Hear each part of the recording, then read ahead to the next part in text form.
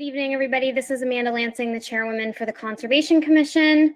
The time is 6:01 p.m. on Tuesday, August 25th. I will now officially open this meeting of the Leominster Conservation Commission. Just a reminder for anyone who may have just jumped on the call that this meeting is being held entirely remotely. Everything is recorded and therefore everything will be public record, whether it's audio or if you're using the chat function. First thing on our agenda tonight is our conservation agent, Angela, will take a roll call of the commission members. This is Angela Chwesky, the conservation agent. Amanda Lansing. Present. Elizabeth Ricci-Blair. Here. Chuck Raymond. Here. Nathan Fontaine.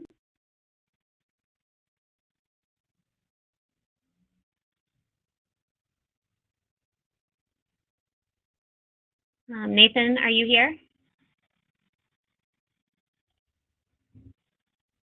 All right, and Jeffrey Goyne.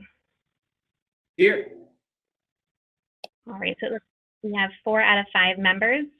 Amanda, do you want to hold the meeting until I can get a hold of Nathan to see if he's having issues, or? Sure. Why don't we hold for maybe about 5 minutes and see if he's trying to get on. All right, perfect. Give me 1 second. Thank you.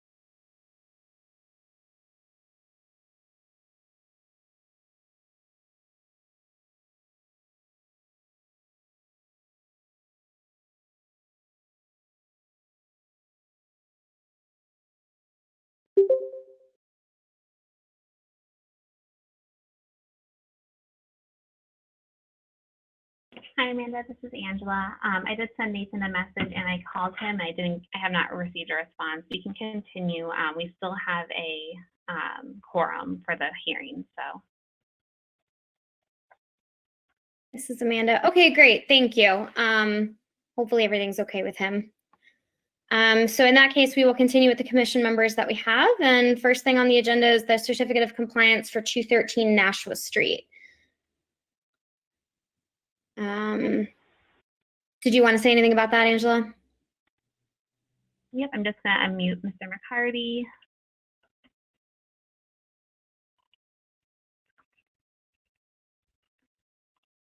I unmuted him. So they did complete the work. I did go out there and take a visit. I'm just going to pull up the pictures for the commission to see. The detention basin was installed, and they did file, obviously, the certificate of compliance.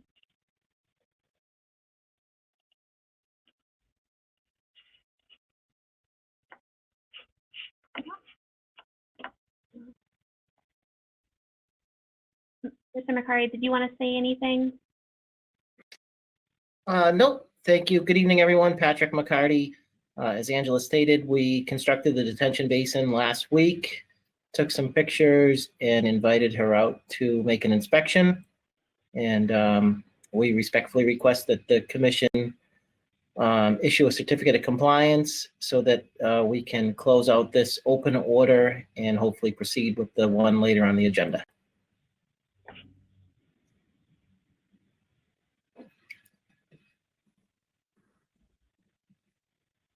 Thank you, Mr. McCarty. Can you hear me? Can you hear me? Sorry. Yes. Yep. Thank you. Thank you. So after reviewing it and reviewing the permit and the enforcement order we had issued, they have met, the requirements they put in the detention basin. There was one oddity. There was a concrete pad in the middle of where it was supposed to go, but they were able to mitigate that successfully. I'm satisfied with issuing a certificate of compliance. The only issue I had was I was unable to locate the older order of conditions recorded on the registry of deeds. This is common with older orders. Sometimes they get recorded under the contractor's name or under a trustee's name or someone else who's involved by accident. So one of my conditions would be that the operation and maintenance plan would be submitted to the commission as it was stated in the original order. And then in addition to that, the older order of conditions would just be recorded with the certificate of compliance so it was available easily. And we're amenable to both of those conditions.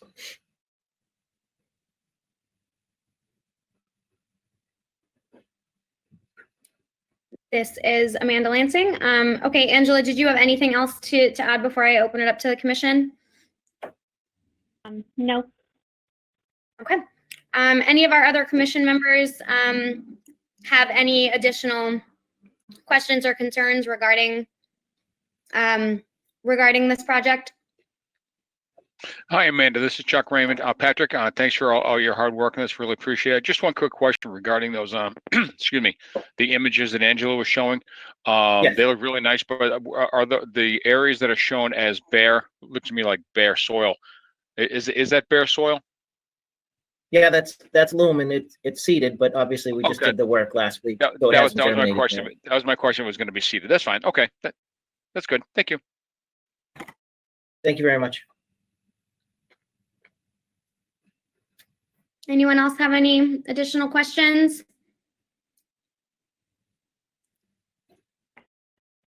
Okay, in that case, do I have a motion to issue a certificate of compliance for 213 Nashua Street, DEP file number 199-603 with the two conditions that our agent previously stated? This is Chuck Raymond. I'll make that motion. Thank you, Chuck. Do I have a second? This is Elizabeth. I'll second. Thank you, Elizabeth. This is Angela Chabusky. The rest of the vote will be done by roll call. Jeffrey Goyne, how do you vote? I vote aye. Perfect. And Chairwoman Lansing, how do you vote? I vote aye. Perfect. So the motion carries and a certificate of compliance has been issued. Great. Thank you very much. Thank you, Patrick. Okay, moving on to our conservation land management. Anything new with our Hill Street conservation land? Hey, this is Angela Chesky. At this time, I was not able to connect with the Recreation Department to discuss the trails or the trail stewards just due to scheduling issues, and we had a couple of storms that caused a lot of chaos for us city employees. We had a lot going on this past couple weeks. But I did connect with Mr. Primarini, so I do understand the concerns that DPW has about the watershed. So when I meet with Judy and Mr. O'Brien or one of the other representatives from the trail stewards, we'll be able to kind of move it along a little faster.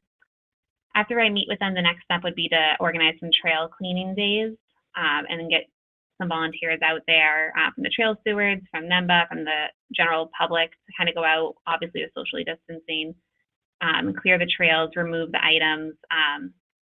I did get permission to use bikes or four-wheelers if necessary to bring tools up to remove some of the larger jumps and obstacles in the way. So we'll address that at that meeting I have with the other city departments.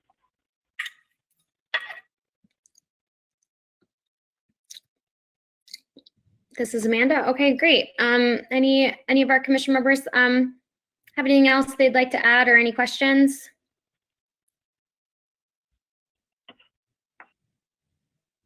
Okay, so we will continue discussions at our next meeting on September 8th. Moving on to new hearings.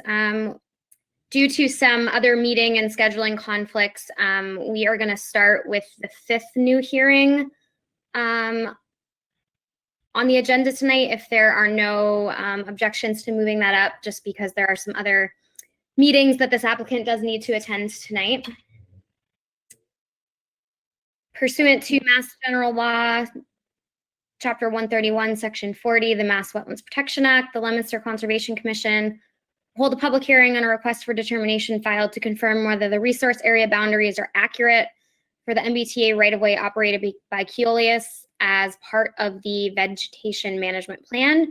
Work takes place within the MBTA railroad right-of-way in the city of Leominster. Do we have someone on the call representing the project tonight? Yeah, this is Matt Donovan from FTC. Yes, good evening. And Clary is Yes, here. good evening. This is Clary from Keolis, and Matt Donovan will be doing the presentation. I'll be available for questions. Okay, wonderful. Thank you. If you could kind of walk the commission through just what the project entails, that would be great. Yeah. So first, I'd just like to mention that we do have a vegetation management website. It's a very helpful tool to stay updated on whatever vegetation management there is throughout time, really. It's always constantly updated with the vegetation management plan, and you can find these maps there as well. And that was included in the RDA submission. So the RDA was submitted to your commission as required by CMR 11, as well as specific sections of CMR 10, which require us to submit the delineated maps of the railroad right-of-way to the conservation commissions to confirm the boundaries of the resource areas are accurate. The requirements are part of a 5-year vegetation management plan, which is a plan designed to manage and control vegetation necessary to keep the railroad safe. And as the plan is executed, great measures are taken to keep the sensitive areas protected. The sensitive area restrictions are listed and described in detail and can be found in CMR 11.04, which is also Section 8 of the Vegetation Management Plan. The plan is regulated on all levels from federal to state to municipal. And as part of the 5-year vegetation plan, your commission and the Board of Health and the Board of Selectmen, as well as the Department of Agricultural Resources, is supplied annually with a yearly operational plan, which is always consistent with the 5-year vegetation management plan, and it goes into more detail on the vegetation management activities for each year throughout the duration of the 5-year program. The VMP includes an integrated vegetation management approach where chemical application as well as physical and mechanical methods are used to combat the vegetation. Best management practices are used throughout the plan in an effort to limit the use of the chemical application, which has been an objective. The maps we've provided you with are mainly for the chemical portion of the plan. The maps were made with USGS and Mass GIS layers to determine the boundaries of the sensitive and protected areas. And a list of private wells adjacent to the railroad right-of-ways are updated manually, and which is gotten from the Department of Agricultural Resources. The maps are marked with color-coded systems that correspond to what's shown in the field on the rails themselves. And you can see there's blues and yellows, and these are limited and no spray zones. As the spray truck performs the application, there's an environmental monitor who's a direct employee of Keolis's environmental team, who is in the truck instructing the operator as necessary. The yellow zones you see, they'll never receive a form of herbicide other than between the tracks and the tracks themselves. In the blue zones, the environmental monitor is on alert, and these zones really only get sprayed if they need it. And if they're at the minimum interval allowed, depending on what color blue zone. More of an effort is put into controlling these blue zones with mechanical and physical methods. Another thing I should mention is that the chemicals themselves are all come from an approved sensitive area material list provided by the state. And the company that does the application has been doing so for the last 20 or so years for the railroad. I think I've mentioned pretty much everything I have to say. If you guys have any questions, feel free. This is Amanda Lansing. Great, thank you for that. First, I'll open it up to our commission members. If you guys have any questions or concerns.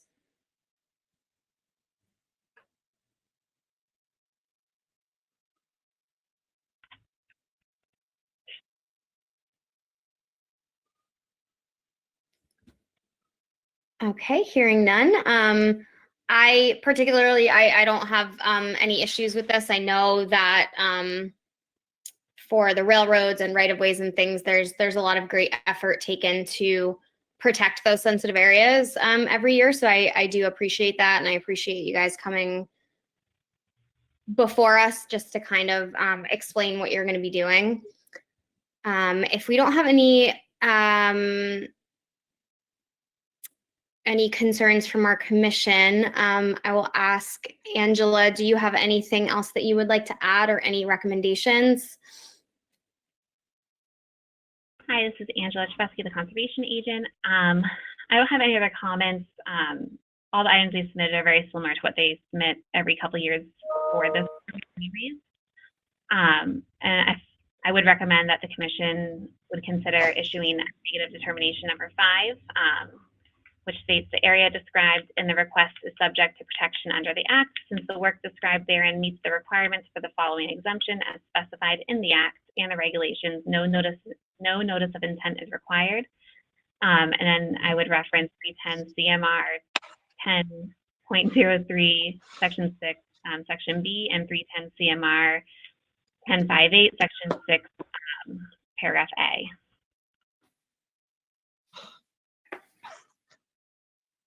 This is Amanda Lansing, Chairwoman. Great, thank you, Angela. Do I have a motion from a commission member to issue a -5 determination for this, referencing the specific portions of the Act that the agent just mentioned, or if you have anything else that you would like to add?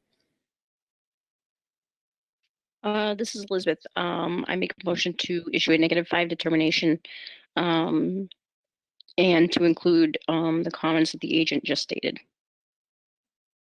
Great, thank you, Elizabeth. Do I have a second? This is Jeffrey Goin, and I'll second. Thank you, Jeffrey. All right, this is Angela. The rest of the vote will be done by roll call. Elizabeth Ricci, I'm so sorry, Chuck Raymond, how do you vote? Aye. Perfect. And then Chairwoman Lansing, how do you vote? I vote aye. All right, perfect. The motion carries with 4 commissioners voting unanimously. Thank you, everyone. Have a good evening. You as well. Thank you. Thanks, everyone. Thank you guys for your time.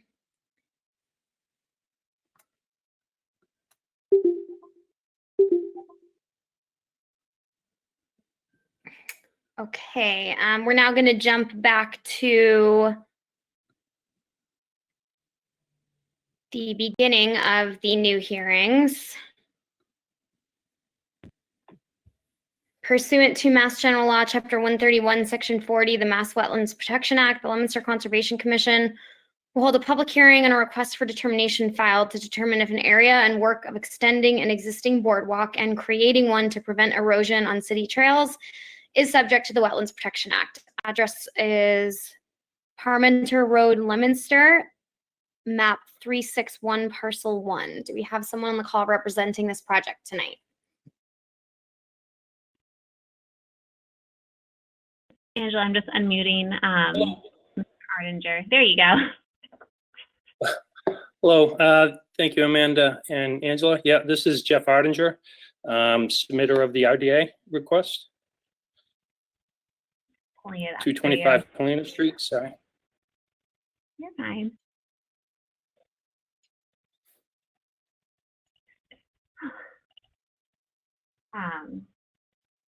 So, Jeff, do you mind if I speak a little? Oh, no, please do. So this is Angela. Mr. Ardinger had approached me about repairing a boardwalk and installing a boardwalk on some trails that we own over on Parmenter Road. It connects some of the city-owned trails with the Leominster State Forest trails over in that area. I'm just going to pull up the map that was submitted.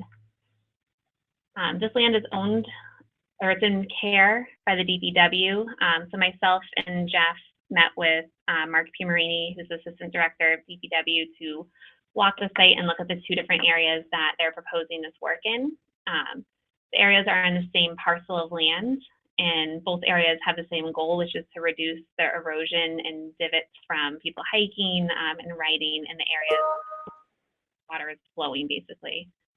The Ardinger is part of NEMBA, which is the New England Mountain Bike Association, and they do a lot of trail maintenance and trail work for the DCR land at Leominster State Forest. So I am very appreciative of him, taking this on, seeing a problem in our community, and going through the very troublesome process to fix it. This is the first area where we tie into an already existing boardwalk. You can see where there's some ruts just from rainwater, and there's, correct me if I'm wrong, Mr. Ardinger, this is where that trail kind of goes down and loops around, creates kind of a fault line.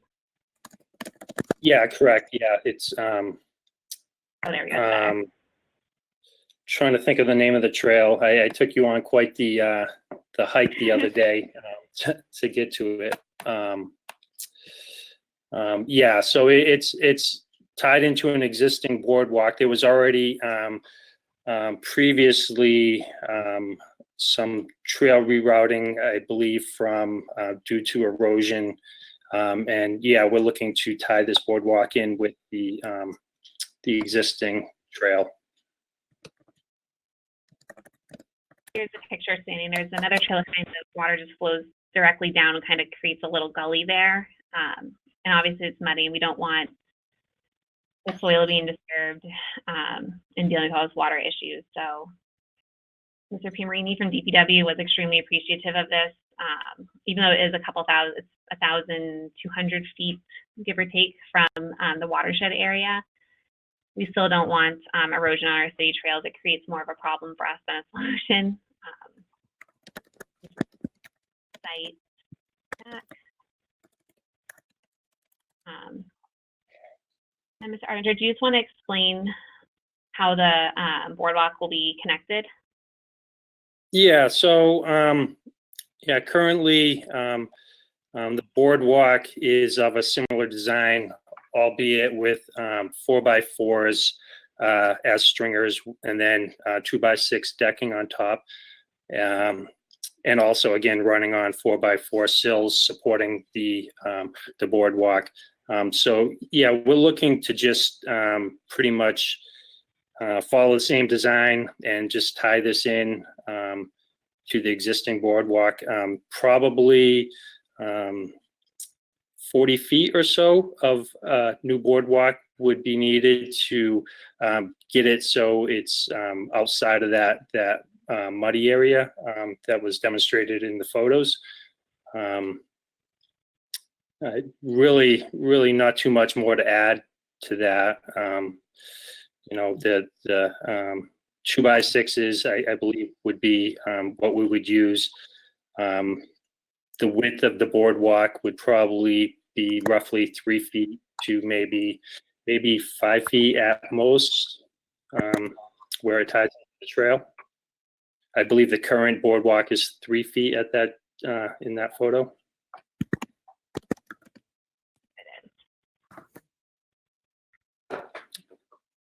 This is Angela, and the second area. Sorry, you may be better at describing this area than I am. Yeah, so this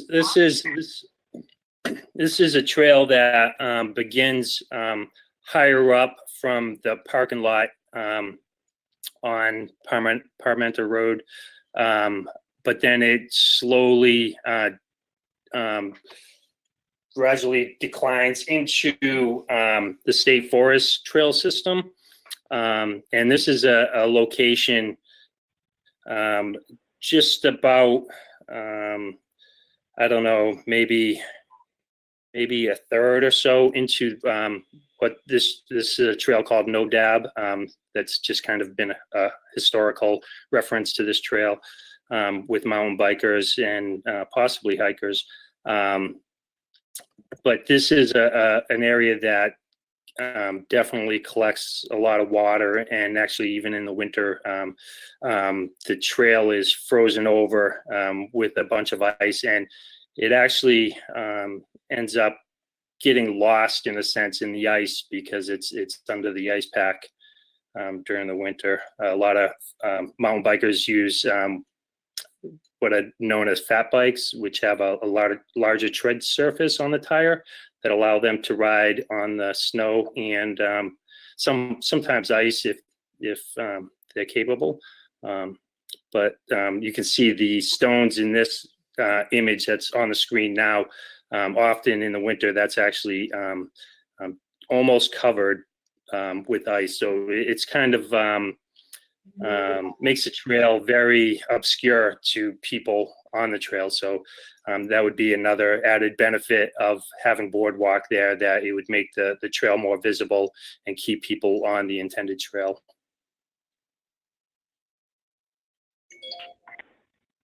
The design for this boardwalk would be less of a typical like beach boardwalk, but more of just some planks raised above the ground on 4x4 sills with probably a smaller width, maybe a little under 2 feet, I would say, probably 1.5 feet or so.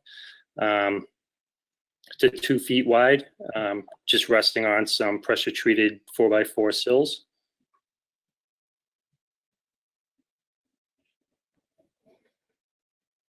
Thank you so Again, much. this would probably be about 30 to 40 feet of linear trail covered.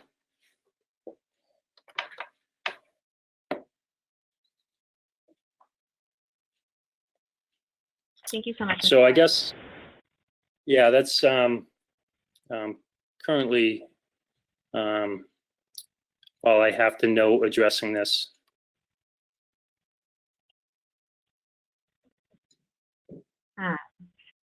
So I don't know if any of the commissioners have any questions or comments.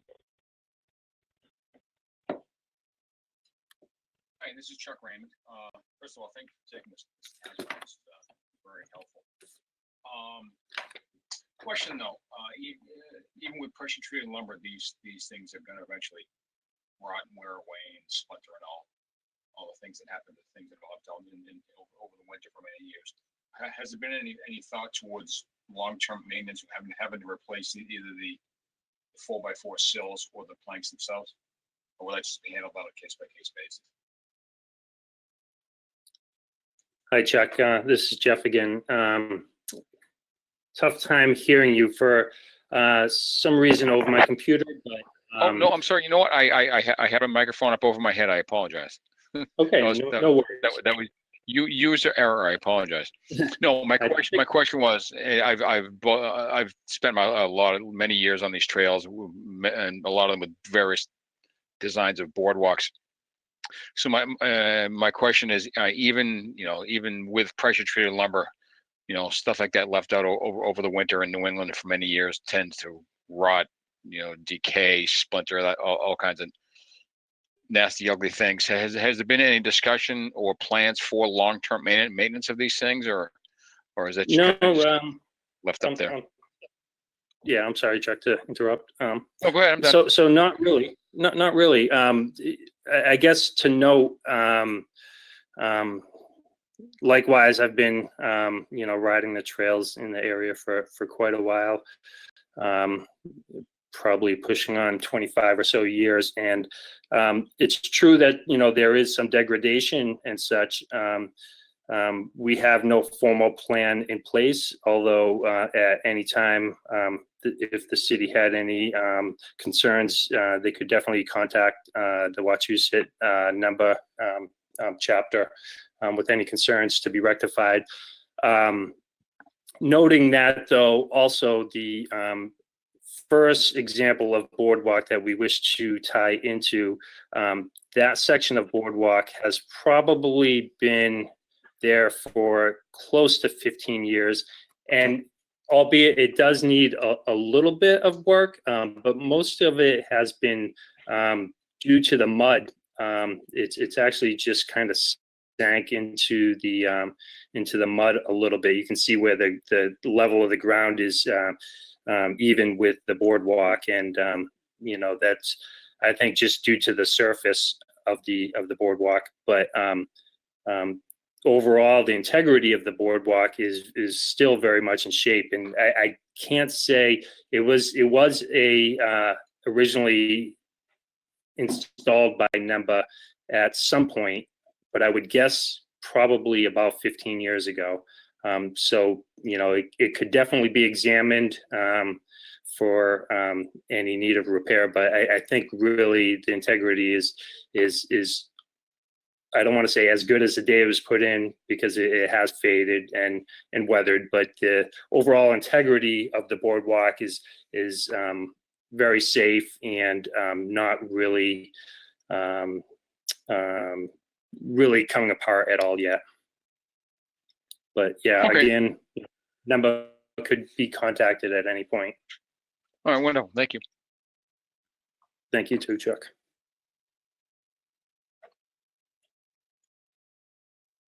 This is Angela Chvesky. I just wanted to make a comment.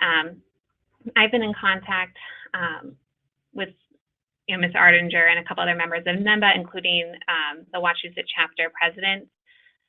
They've shown a lot of interest in being involved and working with the community, and they want to work with the trail stewards and, be a part of the trails that they use. They have been a very open and great group to work with, as well as there's some local businesses that have been reaching out as well. So I do feel confident that if there was a maintenance issue, because we don't have a land management budget for the Conservation Commission for these sorts of trails, I do feel very confident that we would be able to rally the troops and get out there if we needed to. Thank you, Angela.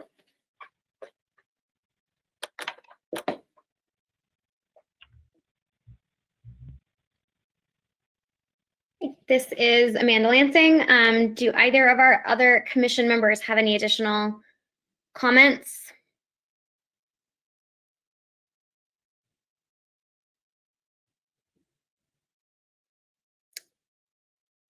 Okay, I will echo what everyone else has said, just that I really appreciate you kind of taking this on and bringing it to our attention. That's a really wonderful thing to do, and I think it's really gonna help people continue to enjoy these trails even more. So I really definitely appreciate it. If we have no further comment, I will ask Angela, do you have a recommendation for this project? This is Angela Chabesky, the conservation agent.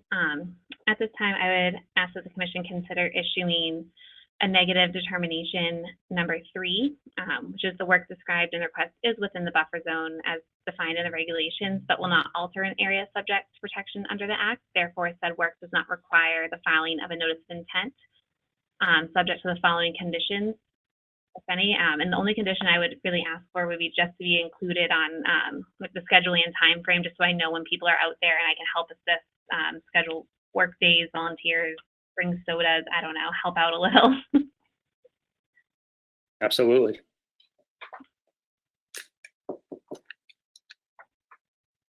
Okay, do I have a motion from the commission to issue a negative determination number 3 with the conditions our agent just stated? This is Elizabeth. I will make a motion to issue a -3 determination, including the comments that our agent just stated. Great, thank you, Elizabeth. Do I have a second? This is Chuck Raymond. I'll second it. Thank you, Chuck. Thank you. This is Angela. The rest of the voting will be done by roll call. Jeffrey Goyne, how do you vote? I vote aye. And Chairwoman Lansing, how do you vote? I vote aye. All right, the motion carries. 4 of the members voted unanimously to issue a negative determination number 3. Just want to All say right, thank you all. No, thank you. Yeah, thank you so much. Yeah, I appreciate it and look forward to the project beginning and being completed timely. Thank you. Absolutely. Thanks, Jeff. Have a great evening. You too all. Good night.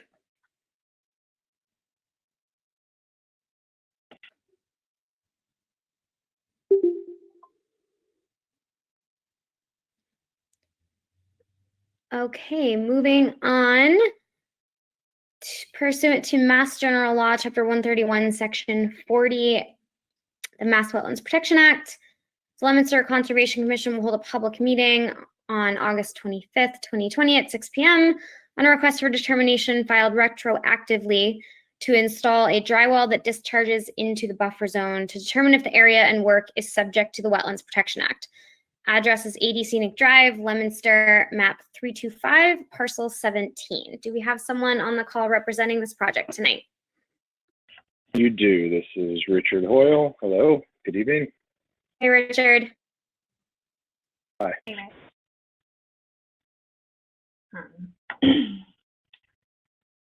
May I, Mr. Hoyle? Please. Thank you, Angela. You're welcome. Just to remind the commission, this RDA was is a retroactive permit from the voluntary enforcement we had on 80 Scenic Drive. I've been working with Mr. Hoyle about the lot and the project. Basically, this is for the dry well that was put in by Bartlett. It discharges into the buffer zone. It's far enough away from the intermittent streams where I'm not concerned about it causing any erosion or causing any sediment deposits. And it looks like it was installed correctly from looking at it. This is more of just a bureaucratic permitting, just so we have something on file for it, so Mr. Hoyle doesn't have any issues in the future. I'm just going to pull up this drawing here. I'll zoom in. You can see where the little mini dry well catch basin is, and then it goes right here. And I would say it's about 5 feet from the actual stream from affecting anything. occasionally Mr. Hoyle will have to go in there and clear leaves and debris from getting in there, which I'm perfectly fine with him doing by hand, of course. So I really appreciate you, Mr. Hoyle, taking time to do this RDA. It's you have been very, very complicit and very quick with this enforcement issue. We do appreciate it.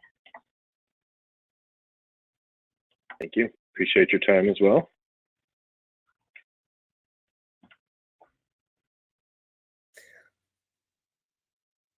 Okay, thank you for that that rundown, Angela. Does anybody on the commission have any questions about this project? Any concerns?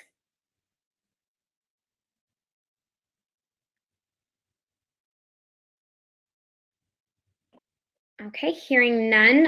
I also have no issues, and I echo our agent's sentiment that we really do appreciate you working with her so well on this to get this taken care of. It definitely makes things a lot easier. So we really do appreciate that. Angela, do you have a recommendation for this project? Yes, this is Angela Chvesky, the conservation agent. I would recommend, I'll put my little verbiage page here so I don't forget the exact wording. I would recommend that the commission would issue a negative determination for this. I would suggest that we do a negative determination number 3, which is the work described in the request is within the buffer zone as defined in the regulations, but will not alter an area subject to protection under the Act. Therefore, said work does not require the filing of a notice of intent subject to the following conditions. And the only condition I would have would be if there's any maintenance that needs to take place on any clearing, if you just give my office a call or send me an email, just so I'm aware if someone calls that you're just maintaining your current dry well. Definitely. Sorry, this is Rich Oil. Definitely, if I have any work done, I will let you know. Thank you. This is Amanda Lansing. Great, thank you for that, Angela. Hearing that, do I have a motion from the commission to order or to issue a -3 determination with the condition that the agent is just notified of any maintenance activities taking place? Or adding anything else that you'd like? This is Chuck Raymond. I'll make that motion. Okay, thank you, Chuck. And do I have a second? This is Jeffrey Goyen, and I'll second. Thanks, Jeffrey. This is Angela Chvesky. The rest of the vote will be done by roll call.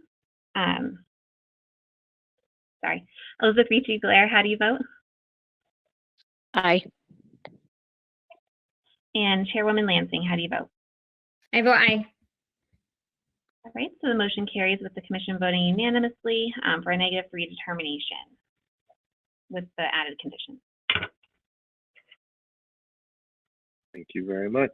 Hope you all have a good evening. Thank you for your time tonight. Thanks, Angela. Thanks all. All right, next on the agenda, pursuant to Mass General Law, Chapter 131, Section 40, the Mass Wetlands Protection Act, the Leominster Conservation Commission will hold a public hearing on a request for determination filed for driveway improvements within the 100-foot wetland buffer to determine if the area and work is subject to the Wetland Protection Act. Address is 35 Page Ave in Leominster, map 382, parcel 9. Do we have someone on the call representing this project tonight? Yes, I'm just trying to unmute him. I think I did it. Hi, excuse me, Anthony Cleaves from Whitman and Bingham Associates, representing Mr. Paul Harper. And Mr. Harper is on the call as well.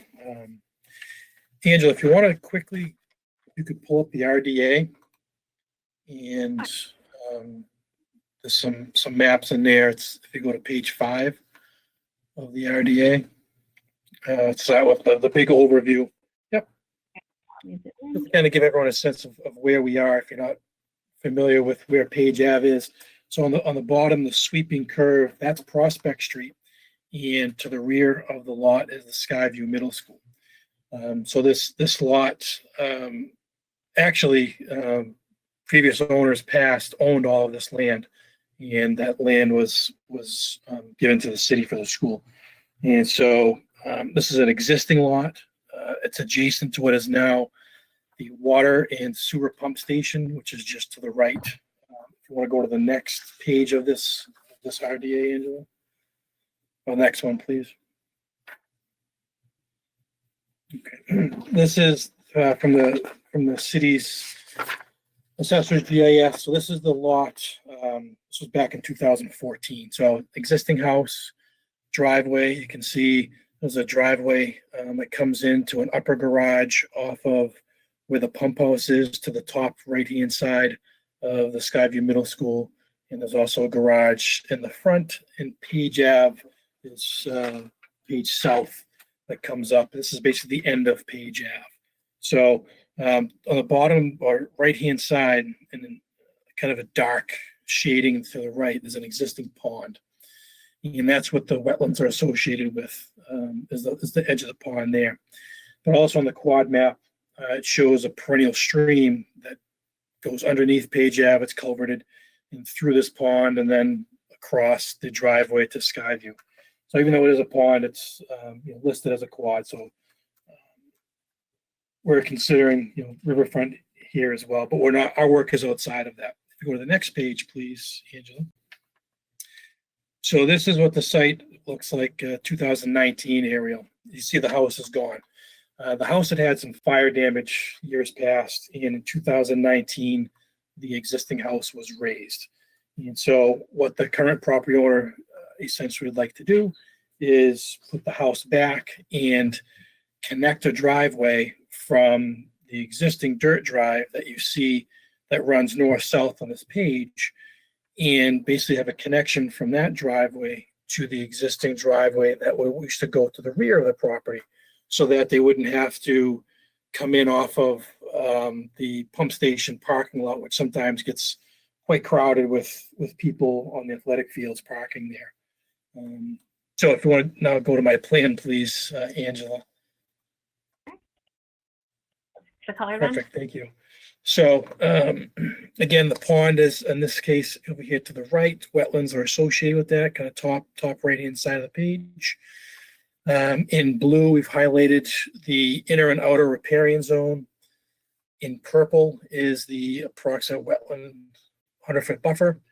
So you can see majority of all the work that we're planning on doing to basically replicate this house is all out of the buffer zone. We're left with a small portion of the beginning of the gray shaded driveway, and then some resurfacing with lawn to put back for the disturbance of this driveway. Basically about 200 square feet of driveway that would go in there. And then we have proposing some erosion control barrier, which is highlighted in red on the downhill side of the existing dirt drive and paved driveway. And then, sorry, Angela, if you'd like to go back to the RDA for a moment, the very last couple pages of that. I took some photos of the site to give the commission an idea of what we're looking at.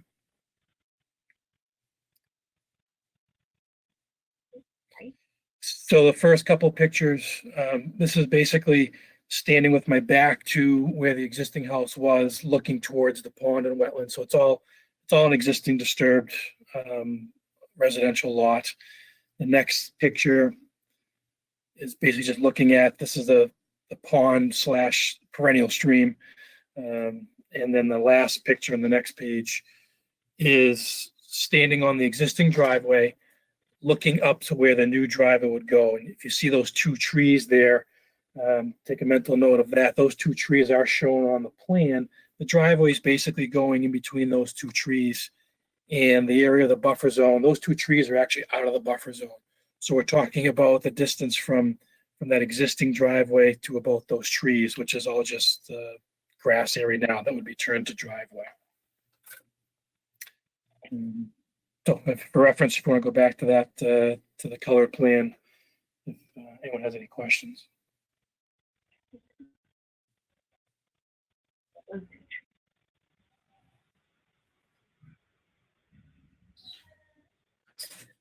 Okay, this is Amanda Lansing. Thanks for running us through that, Anthony. I guess before I go, do any of our commission members have any questions relating to this project? Hi, Anthony. This is Chuck Raymond. Thanks for coming to the meeting tonight. Just a quick question, just to verify. So the existing dirt driveway will stay as dirt. You're just looking to put that one small paved new area in. That's it. Yes, Mr. Raymond, that's correct. Okay. Just a little portion of paved. Leave that dirt, leave the existing paved drive as is. Exactly. Okay. That's it for me. Thank you.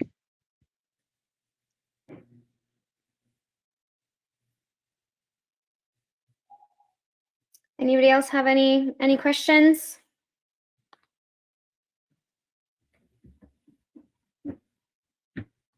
Okay. I guess I just have one question, Anthony. So with the pavement, there's going to be relatively minimal disturbance of the ground, right? You're not going to have to excavate too much to do that. Correct. I mean, that's the nice thing with the new property owner really wants to do is basically put back the house the way it was before. So there was a garage in the back. There's going to be a garage in the back at the end. So we're really just working with the existing grades that are there. So you know, a little bit of cutting is going to be needed in the beginning of the garage, the driveway. You know, maybe about 1.5 to 2 feet to try and the city zoning bylaws have a max grade of 10% for driveway. So the beginning of that driveway is a little bit of a cut, and then we get back to existing grade as you get to the back. But yeah, disturbance is going to be pretty tight and minimal right to the area that's basically colored. And again, the driveway in the buffer zone there is it's like 200 square feet, pretty small area.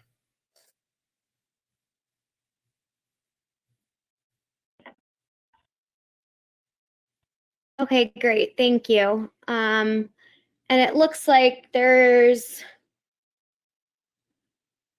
a pretty good amount of, do you know what the distance is? I think I'm just having a hard time seeing it. Yep, so it's 81 feet. It's dimensioned on there. It's 81 feet from the closest point of the new driveway to the closest point of the wetlands. The wetlands actually they veer away from the pond and start creeping up towards the developed area. And so 81 feet is the closest point, you know, but keep in mind too, it's the existing dirt driveway is on the other side of that as well. And that was why I kind of positioned the erosion control where I did is actually the city of Leominster has an access easement across this lot for access from Page Ave to their pump station and in the school property. And so that dirt drive is for their access. So didn't want to impede any of that with the erosion control. So I kept it along the very downstream or downslope edge of that to make sure we capture everything that could run off. Perfect. Thank you. Yeah, I think once Angela zoomed in, I saw the that 1 feet. So thank you. Sorry, I'm not very good at multitasking. No, it's okay. Don't apologize. Yeah, I think that's all I really had. Given the small amount of work that is, you know, within our jurisdiction, I do appreciate you, you know, coming to us, especially with there being a little bit of a slope down and everything. Sometimes that can be a concern, but, you know, I appreciate you coming to us first. I don't really have any additional questions or concerns. Angela, did you have anything else that you'd like to add? Angela Strusky, the conservation agent. No, I will admit that originally, and Anthony can laugh with me about this, I misunderstood the plan. I looked at it and I thought the entire house was in a resource area. I was like, oh, this has to be a notice of intent. So since it's just this portion of the driveway, I would feel comfortable doing this under an RDA. And I would ask the commission to consider the negative determination number 3, which is the work described in the request is within the buffer zone as defined in the regulations, but will not alter an area subject to protection under the Act. Therefore, said work does not require the filing of a notice of intent, subject to the following conditions, if any. And the only condition I would ask for would be for an erosion control inspection before work can start, just to make sure that the erosion controls will stay in place while the house is being built, just in case there's any washouts or any crazy tsunami storms.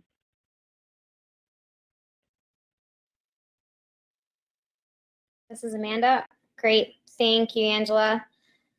So given all of that, would I have a motion from the commission to issue a -3 determination with the condition that the agent be able to do an erosion control inspection prior to work, and that the erosion controls remain in place until the house is completed? And feel free to add anything else that you might like.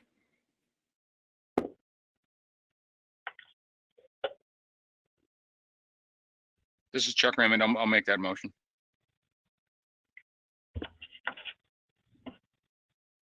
Thank you, Chuck. Do I have a second? This is Liz. I'll second. Thank you, Liz. Great, this is Angela. The rest of the vote will be done by roll call. Jeffrey Goyne, how do you vote? I vote aye. Perfect. And then Chairwoman Lansing, how do you vote? I will vote aye. All right, so the motion carries with 4 of the commission members attending the meeting voting unanimously to issue a negative determination number 3.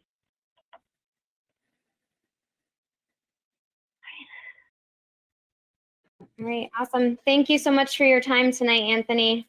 Yep, thank you. Appreciate it. Angela, thank you for navigating between my documents. That was very helpful. Appreciate that. Anytime. All right, have a good night, Anthony. Thanks, you too. Okay. All right, so that concludes our new hearings for this evening. The following 3 hearings that I read in will be continued to our September 8th meeting. Is that correct? No. So Okay. these are continued hearings. I'm sorry, Ms. Angela. These are so the first one is a continued hearing from the last meeting, so it should be opened this meeting. The first one. Okay. Okay. Thank you. All right, I will read this one in. Pursuant to Mass General Law, Chapter 131, Section 40, the Mass Wetlands Protection Act, the Leominster Conservation Commission will hold a public hearing on a notice of intent filed for the infill of the existing drive area, construction of a retaining wall. The work takes place in the buffer zone. Address is 213 Nashua Street, map 378, parcel 7. And it looks like we still don't have a DEP file number for this one. This is Angela. We did receive one this afternoon. Just pulling it up right now. Okay. If you're going to move any slower. So the DEP number is 1991116. Perfect. Thank you for that. And I apologize. I misunderstood what I was reading with the continued hearings for this one. So do we have someone on the call representing this tonight? Yes, good evening, Patrick McCarty, McCarty Engineering, here on behalf of the applicant. We did discuss this application at the last hearing, but we continued it to allow us time to construct the detention basin and obtain the certificate of compliance for that work. And we're also waiting for the DEP file number. As Angela had mentioned, we just received this afternoon. DEP did issue a couple comments along with that. One of which is erosion control should be installed around the limit of work of the entire area of disturbance. So that the erosion controls are actually already installed. We did them as part of the detention basin work, so that's addressed. A native seed mix should be used in the restored area, and we're fine with that. And then lastly, they're asking for a plan to control invasives. As you can see from the plan that Angela has on the screen, the wetland area is basically right at the property line. The majority of the wetland is on Route 2, at least at the area of work. And there is some Japanese knotweed within the resource area. So I'm not sure what the commission would like to see there for controlling the invasives, since they're completely within the resource area and they're not just the buffer zone adjacent to the wetland. So I guess I'd appreciate some input on that piece of it. This is Amanda. Angela, based on the DEP comments, I don't know if you had had a chance to read them. Did you have any thoughts on that one? This is Angela there. So the way I had read it, and now I see the way that Patrick, it's a little bit different. The way I read it was that the restored area that they're using the seed mix, there should be a plan for invasives in that area to limit the invasives on the site in general. That's how I read it for the restoration areas. I know that is recommended in the restoration guidelines to have a plan for invasives if they pop up while the restoration area is happening. That's how I interpreted that comment, Mr. McCarty. Okay. Does that make So, sense? yeah, the plan calls for that triangle of pavement to be removed and loomed and seeded, which is that hatched area there on the plan. So we'd be happy with using the same native seed mix that we just used in the detention basin and mowing that area along. At the same time, we're mowing the detention basin, a couple times a year to do the O&M on it. As you know, knotweed is incredibly difficult to control. So I found that if you keep the lawn mowed and healthy, it tends to stop that from creeping in. But as we all can see from just driving by, that wetland is inundated with it. So I think as long as we follow the O&M plan for the detention basin and then add this triangular area to it, that should take care of the situation.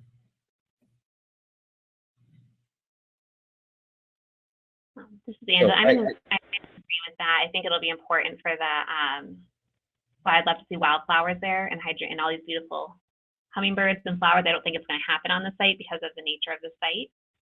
So I think mowing it when they do the detention basin will be the best way to maintain that. But Japanese knotweed is nearly impossible to get rid of in most cases unless you do a heavily chemical and continuous treatment in most situations. Yes. It's a little hard to do on someone else's property as well. Yeah, and that would involve spraying basically the entire resource area, which I don't think anybody would think that's a good idea. Would not support that.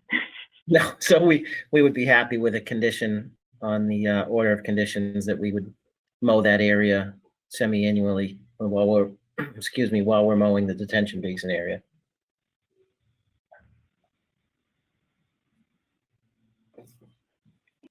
This is Amanda Lansing. Awesome. Thank you, Patrick, and thank you for getting the detention basin area completed so quickly so that we could also help you get through this one quickly. Thank you. I do very much appreciate you guys working with Angela to get that done. Great, thank you very much. Does anybody on the commission have any additional questions or anything that has not been sort of gone through between last meeting and now?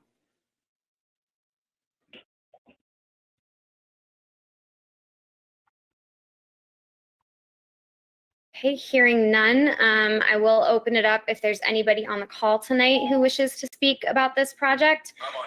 I would just ask you to state your name before speaking for the record.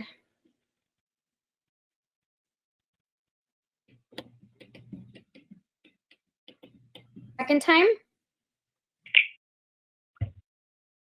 Third and final time. Okay, hearing no additional comments on this, do we have a recommendation from the agent? Hi, this is Angela Chubesky. Let me mute everyone again. I apologize. Hi,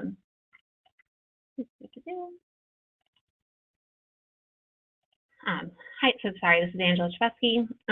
So I would make the recommendation after reviewing the filing and working with Mr. McCarty and Mr. Doucette and Mr. Merkel. Sorry. So I would recommend that we issue an order of conditions for DEP file number 1991116 with our typical boilerplate and with the added conditions of the restoration area will be mowed in concurrence with the detention basin as the O&M plan to ensure or to limit, I guess, the invasive species of knotweed, as well as that before work will start, erosion control inspection will have it, which I've already pretty much done the erosion control inspection. And then when the work is completed, a certificate of compliance will be filed for. And then I would just put an additional condition that when the COC is completed, that we get a plan that shows the as-built would show the completed work, the restoration area, and the detention basin on it, just so we have that recorded, and then we record it with the certificate of compliance, just so we have the detention basin recorded somewhere on the deed, if those are amendable.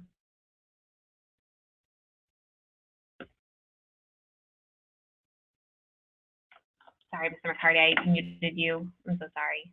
Yep, that's fine. We're great with that. Thank you.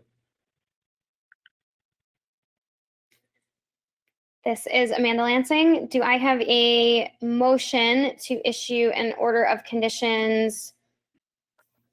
Sorry, I have to get the thing up. We have a motion to issue an order of conditions for 213 Nashua Street. DEP file number 1991116, correct, Angela? Correct. Okay. With our standard boilerplate, as well as the couple of added conditions that our agent just stated. This is Liz. I will make a motion to issue issue.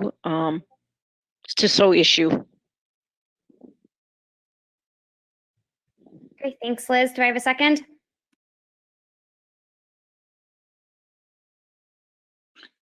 This is Chuck Raymond. I'll second that.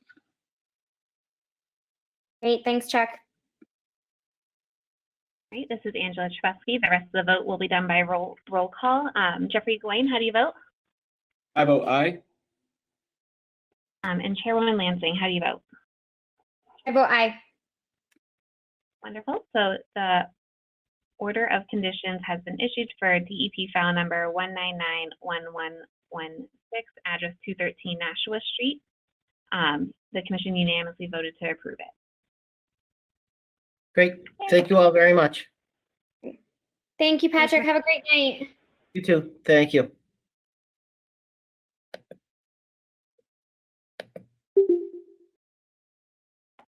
Okay, the next two meetings have both been continued to our September 8th meeting.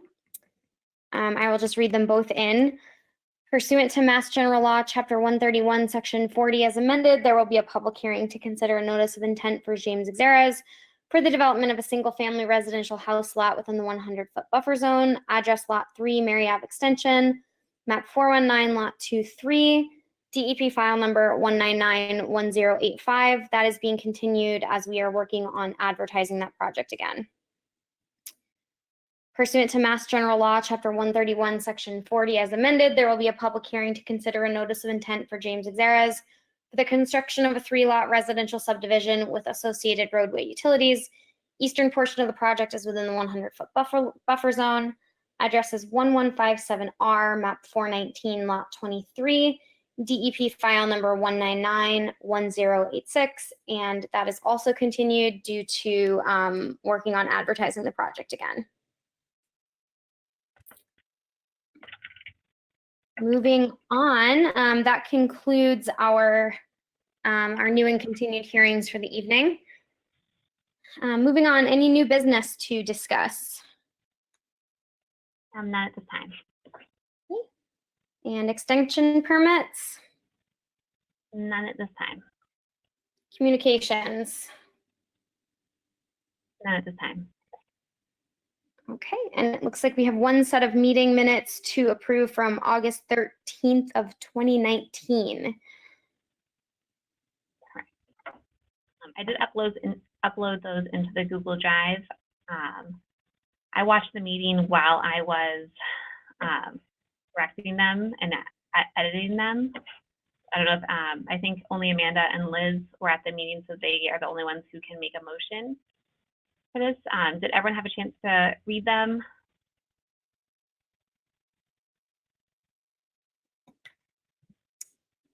This is Liz. I did. Yeah, this is Amanda. I did take a look through them. I don't have any problems. And since these meetings these meeting minutes, they're from when we had the backup meeting minutes. This is more of just the office cleanup to vote on them to be approved. They kind of are automatically approved due to the length of time that they've been since the meeting.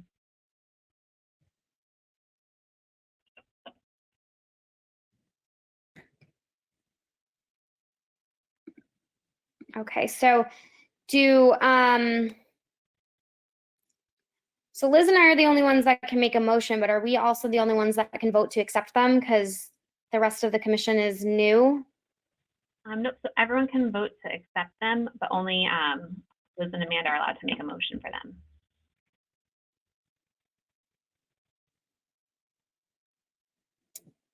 Okay.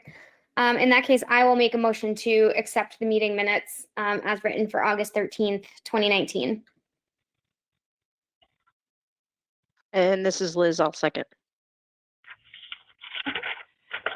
The rest of the vote will be done by roll call.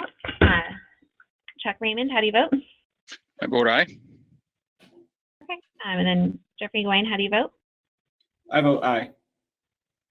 So the motion carries to approve the meeting minutes from August 13th, 2019.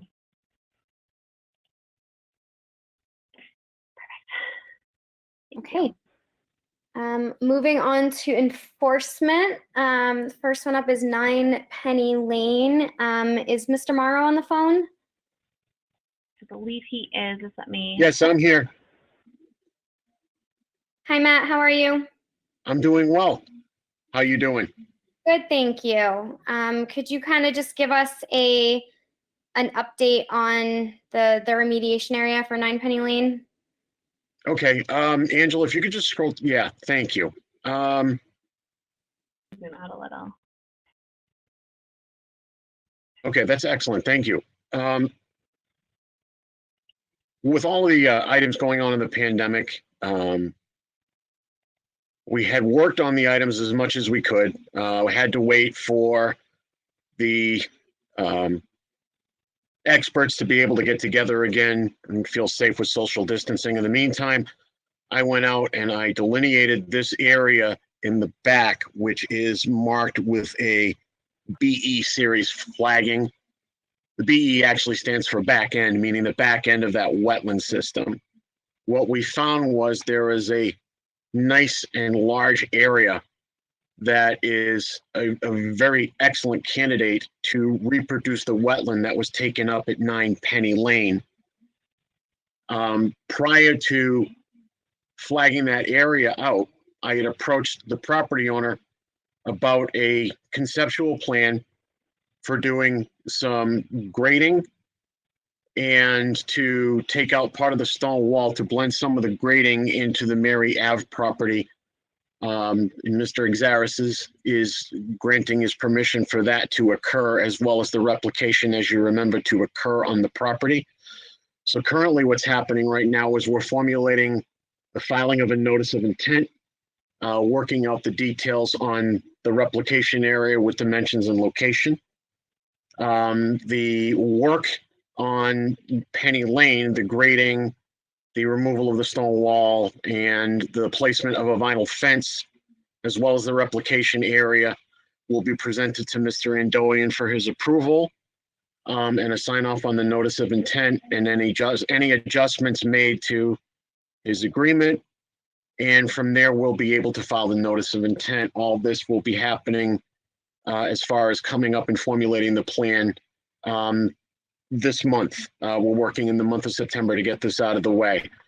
The area to be used for replication, which is the back end of the wetland system, is a very, very good area for replication. Very promising. Looks like we can fit the area in quite nicely. So what would wind up happening is that replication area would take the place of the area that was used during the construction of Mr. Andoian's house, along with the grading, will allow the water that's currently retained in his backyard an area to go instead of being held up in his backyard. So what will wind up happening is the hydrology will be restored. There will be new hydrology and an expanded wetland area in the back of the resource area to be able to take up what was used. And you can see there's an existing cart path. I had walked through it with Angela, with Tom Perigallo, and with Tom Liddy. It actually is a nice little path area to be able to access. You're not going to need very heavy equipment to go in there to access the light equipment needed to do the replication work. And we took a quick look at the flagging that was out there while we were there. Nobody seemed to really have any issues with it, at least to my knowledge. So it looks like we're good to go, and we're good to finalize these plans and get everybody on board, file the NOI, get an order of conditions, and get this work done.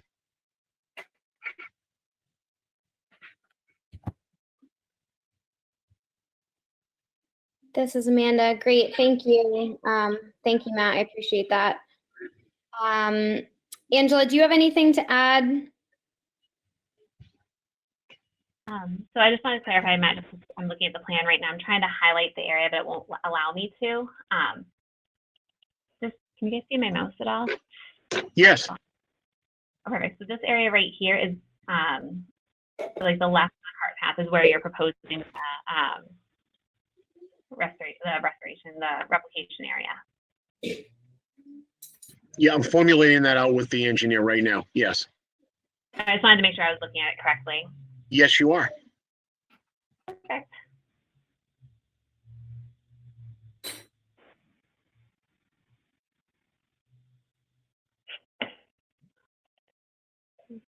All right.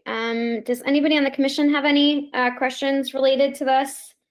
I know our newer commission members are kind of just being, or just sort of catching up on this project. So if anybody has any questions, please, please go ahead.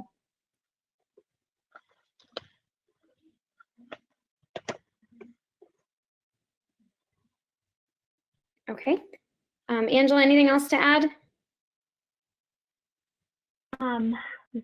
Not at this time. I'm working, so since we have everything kind of out there, I'm going to work with Mr. Morrow to get out there on the site with our peer reviewers to just confirm again in person the flags as well. And if any of the commission members would like to walk the site, feel free to reach out to me and I can coordinate that with either Mr. Cleves or with Mr. Morrow. Take a look at the site. I know myself and Goyne have walked it, but I don't believe we did not go all the way back to where the wetland restoration area was. Yeah, and that sounds fine to me. And in the meantime, I'm going to work with the engineer and the landowner to start formulating the plan, and we can make any adjustments to that as necessary. But I want to get the plan and get the forms moving. And at that point, any adjustments that can be made in the text and in the plans. Perfect. Okay, great. At this point, I do believe that we have our homeowner on the phone. So I did just want to open up the meeting. If you would like to say anything about this project, please just state your name for the record. Sure, thanks. John Andonian, 9 Penny Lane. I guess first I have a question before I kind of get into comments. The original mapping that Angela found, I don't know how long ago, linked the existing wetlands that were flagged on the Marriott project site onto my property. Angela, I don't know if you can kind of scroll down. Yeah, perfect. So essentially, right, I think that those two wetland systems were connected that crossed over property lines. My question's more into, wouldn't it make more sense to have the replication area basically attached on the other part of the existing wetlands delineations, is sort of here in this in this bottom lower left-hand section, as opposed to a whole nother piece of a whole nother part on the property?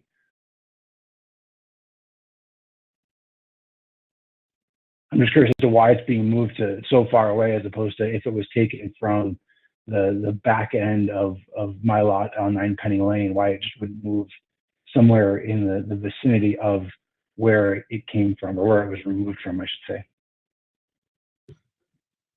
I can answer that. Actually, those wetland systems never connected. The actual wetland itself, where you see WF1, actually where it says a 4-inch PVC drain on the plan and existing rock channel, the wetland actually connected up there, went onto your lot, and basically around a portion of your backyard on your side of the stone wall. Those two never touched. The other property has a proposed development on that, and we're working out those details as far as the disposition of that wetland with the Conservation Commission. So essentially, if you replicate, even if you were to replicate in this area, you all set there, Angela? Sorry. Sorry. If you wouldn't mind scrolling up a little bit, if that's okay. Thank you. This area over here actually is a lot more suited to the hydrology to carry the water away than the area next to your house would be. That area over there, even the upland sections tend to retain a high water table, whereas the areas where the replication would take place on the other side do not. So what would happen is the water would actually be drawn farther away, and the area would be graded to convey the water off of the property. Problem you have right now is you're basically running against a barrier the way everything's been graded. So the water essentially has no place to go but through that little PVC drain. And that's got to change. And that's what we're looking at doing.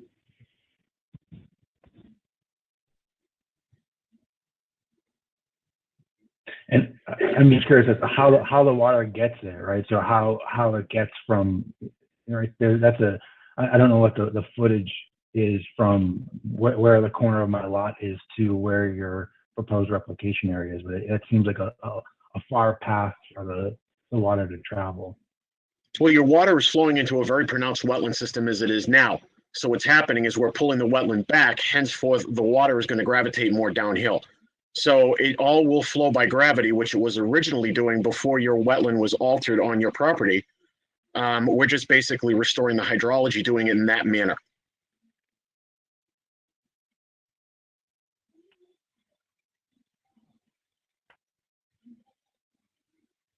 If I may, this is Amanda Lansing.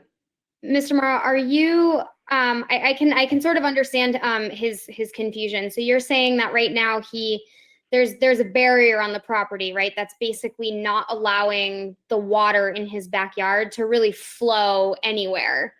Yeah, what I'm saying is by barrier is essentially the way his house was constructed, the way his yard was graded, and the way the wetland that was on the property was altered.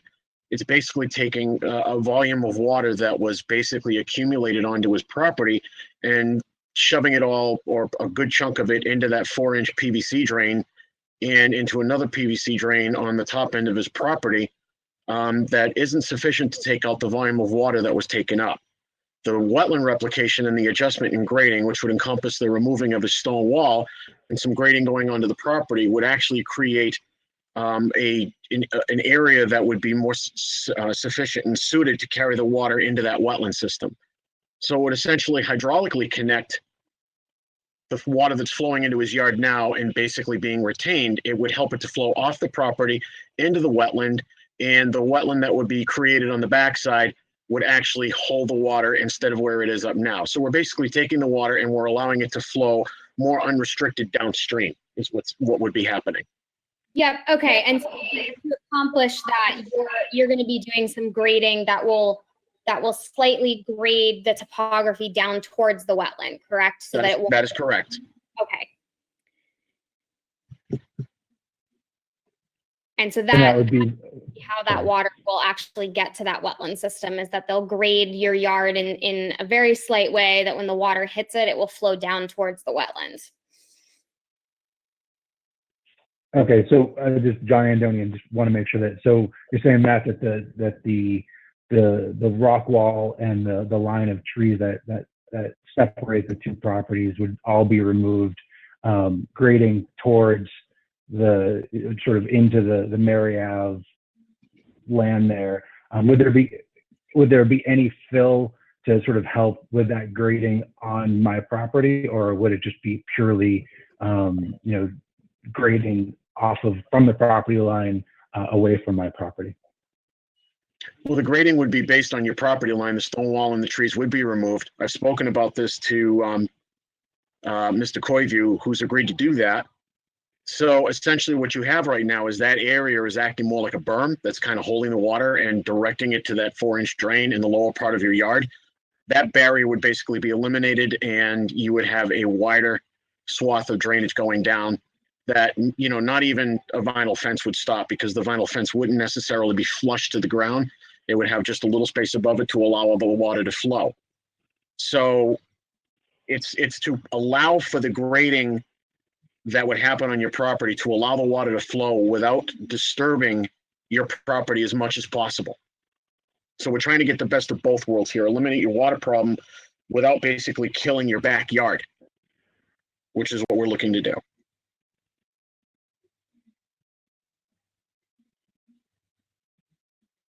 Okay. This is John Andonian again. I guess from a timing perspective, right? We've sort of been under. I guess this is more for the rest of the commission that is newer, but essentially we've been under enforcement since May 28th of 2019. I know you mentioned earlier that you're looking in September to have these done. Is there a set date that when these plans will be drawn up? Well, I'm working with the engineer right now on his schedule, and I don't want to make a commitment for him, but it will be in the month of September, yes.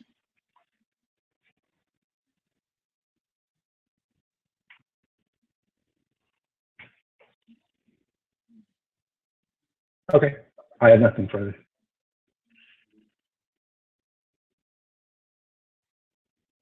This is Amanda Lansing again. Okay, great, thank you. So in that case, I guess, Angela, if there's nothing else that we need to add, we'll just, we'll leave this on the agenda. And Mr. Morrow, if you could just, when you do have a date that you're kind of ready to get going, if you could just keep Angela updated, I would appreciate that. Absolutely, not a problem. Glad to do it. Okay, great, thank you. No, thank you guys. Very much appreciated. All right, have a good night. Thanks, you too. All right, next enforcement order is 248 Lincoln Street. Me, Madam Chair. Would you mind if you take a quick break for 1 moment? Sure, absolutely. Yeah, we'll take a quick recess. Thank you, everyone. 2-minute break.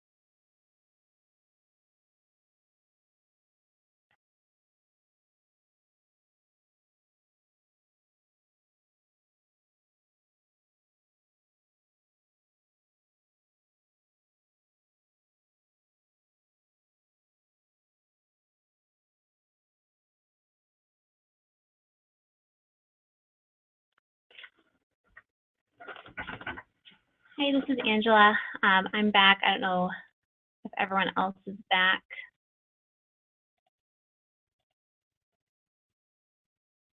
This is Amanda. Yep, I'm here. I think we can proceed. All right. All right, so we are going to thank you everybody for your patience and taking that quick break. We're going to move on to our next enforcement order, which is 248 Lincoln Street. Angela, you want to give us a little update on that, please? Hi, yes, this is Angela. So I did speak with the property owner's representative, I helped them decide on what sort of seed mix to use for the area.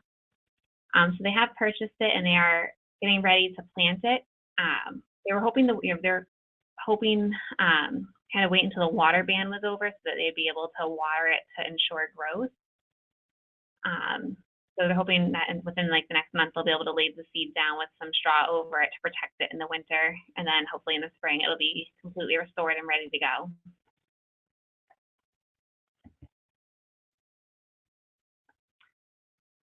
That is where that one is at this time. Okay, great. So we'll just leave that on the agenda for now. And the Hill Street and Elm Street lots. I'm just checking to see. So at this time, I haven't received anything from them, but I believe we gave them until the September 8th meeting to submit the documents for the commission.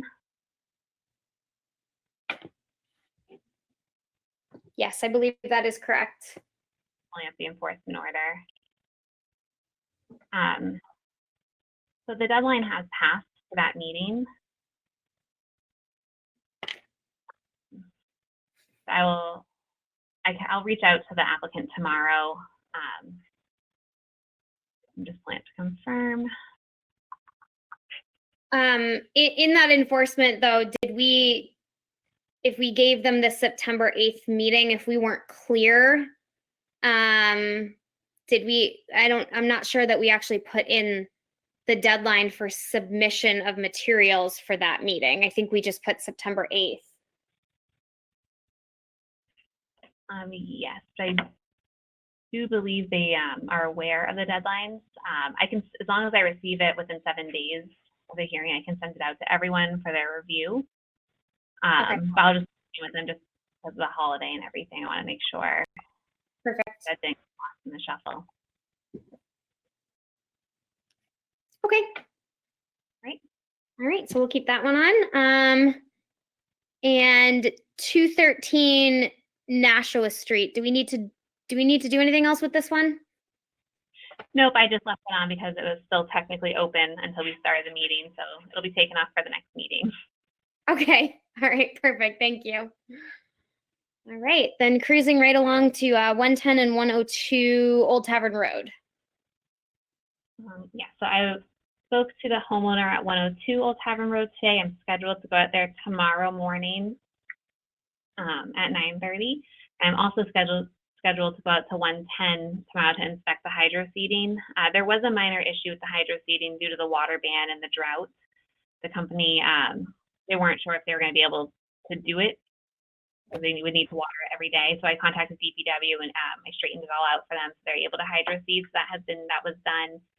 So I'll be heading out there tomorrow for inspection and then to start the removal of materials from the wetlands.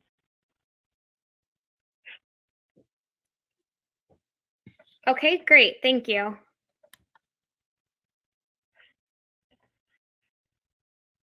Um, 909 Elm Street.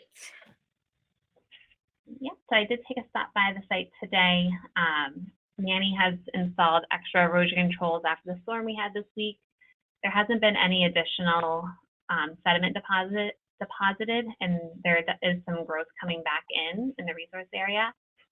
I'm just going to keep this on the agenda just until we're sure that the growth is coming back fully and he doesn't need to plant anything. So I'll be going out there every other week or so just to check in on that. Okay, great. Let's see, 446 Grant Street is our next one. Yes. So I have been receiving complaints from residents on Sawtell Avenue, Gamache Lane, and from the Grant Street area of someone cutting down trees in the resource area for the past couple months. I have not been able to locate the source of it. And then I was notified by one of the neighbors in the area, as well as a surveyor who was doing some work out there, that somebody had been cutting down a tree right in the wetland at 446 Grant Street. I have been out to the site about a year and a half ago. I met with them because there was an issue with landscaping in that area, as well as the prior agent, Mr. Van Grodley, has met with them before as well to go over the wetland requirements and the permit requirements. The permit that they did pull for this lot has expired. Let me pull the folder down here. The permit expired last year, I believe, but they never closed the order of conditions out. It was DEP file number 1991015. Oh, that's wrong. That's the wrong DEP file number. I apologize. No, that's the right one. I'm sorry. It was 1991015 for 446 Grant Street. It was built by Traditional Concepts, and this order of conditions was issued by the commission on March 9th, 2016, so it did expire last year. So at the time, they are in violation of the order of conditions, strictly because they have not closed out their permit. And then I did go on site today just to look at the wetland alterations. And I'll show you guys some pictures. So this is the landscaped area right next to the wetland. The wetland is behind me. To the left of the trees is the wetland resource area, and there is supposed to be a swale put in this area right here. You can see it's landscaped. This is some yard waste that was deposited on the edge of the wetland and into the wetland. This is from standing in the trees area. They had built there's a gondola that was, a little pergola that was installed. There's some cement that looks like it was poured there. Here's some more yard waste, tree stumps, sticks and brush that was thrown into the wetland.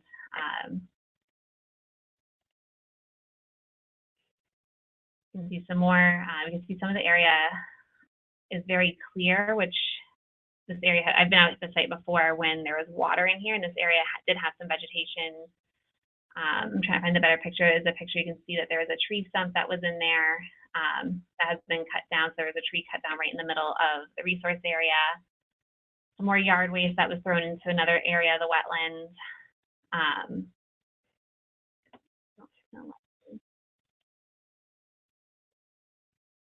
Going to this fourth image, this area over here has had see more sticks and branches over here. This area was more vegetated, and there was a tree in there at one point. More yard waste in another section dumped into the wetland area, right in the edge of the wetland. I don't know if you guys can see it on your screen, but right here where my mouse is a tree that was cut down right in the middle of the wetland. More yard waste. This is a larger wetland area that was, it usually has water and some vegetation in it, but I'm assuming because of the drought, there's obviously no water. As I'm a little concerned that there's no vegetation, that vegetation seems to stop in this area. These are some cords of wood. You can see there's some fresh wood as well as some old wood stacked here right on the edge of the wetland. So a decorative rock wall was built here. This is behind the cords of wood. There's some more grass clippings and yard waste deposited into the wetland. This is behind the cords of wood, sticks, other items, tree branches, just kind of showing the extent of the work that's been done on the property. This is a better image. You can see there's a tire, there's a tree stump here. This tree stump, I'll show you a closer picture of it, but the roots were all cut and removed. This area over here, you can see the extent of all the yard waste that's being put in the wetland. There's some fresh clippings here as well. some more yard waste that was stacked up on the edge and pushed into the wetland. A tree that had been cut. This one's in the buffer zone. And this is the tree I was talking about earlier. You can see the roots were cut, so I don't know where this tree was removed from. But it's probably within the past, last year it was removed and cut in that area. The picture, just an image of the wetland area. And there's an abutting property that also has a permit open. I'm sorry, the other property, they closed out their permit. I'm just going to pull up the plans for this site as well.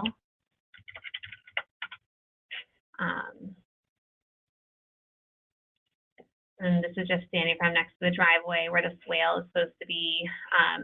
There's a large pile of it's kind of a berm, almost more than a swale here. It's not sloped adequately, in my opinion.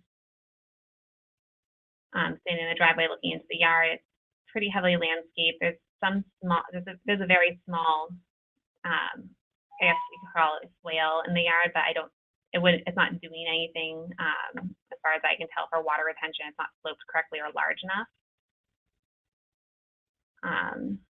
And then this is standing in the yard looking back at the driveway where the swale is supposed to be. There was a large tree here. DPW had to remove it. It was in the right of way. And DPW recently had to install a catch basin in front of the property due to a water issue, which I'll show you a video that the homeowner sent me. This is another portion of the yard. I did notice that there was this drain here pointed. It's about 10, 15 feet from the wetlands. You can see it has caused some erosion lines in there. There is a pile of gravel and some very small speck riprap there, but it's not really doing much. I'm not sure where that drain comes from. It is not on the plan. And there's another kind of far back picture of the cords of wood. Behind that there is piles and piles of yard waste that's been dumped into the wetland. This is another area right here towards the bottom of the picture. You can't really see this picture, but there is some grass clippings in there. This is just kind of showing the edge of where the landscaping is and where it meets the wetland. I'm just trying to pull up the plan here.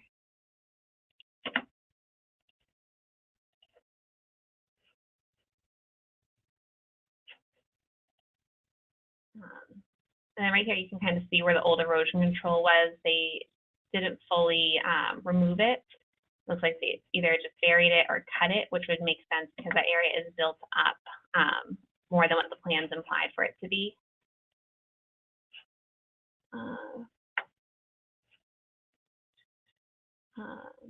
Well, here, I'm just trying to get the plan up.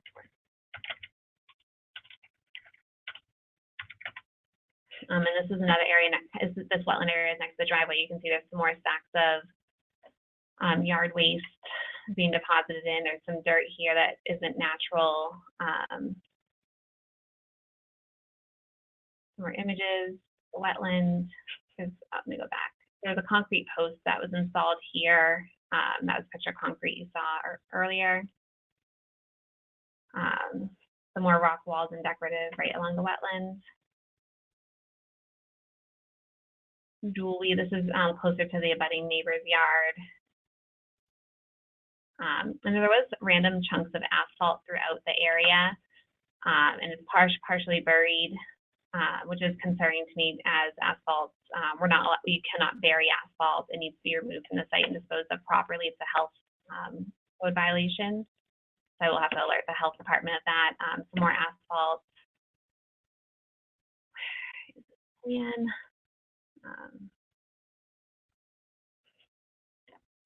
Here is the proposed plan for the home. We never received an as-built as they never applied for the certificate of compliance to close out the open permit. Another concern I have is that this plan right here shows the property line right at the edge of the wetlands, which would mean that they've been dumping onto this property over here, which is owned by another abutter. So I did have to contact to inform her that this was happening on her property and that she may receive an enforcement order in the mail. And she was very concerned. She was not pleased to find that out.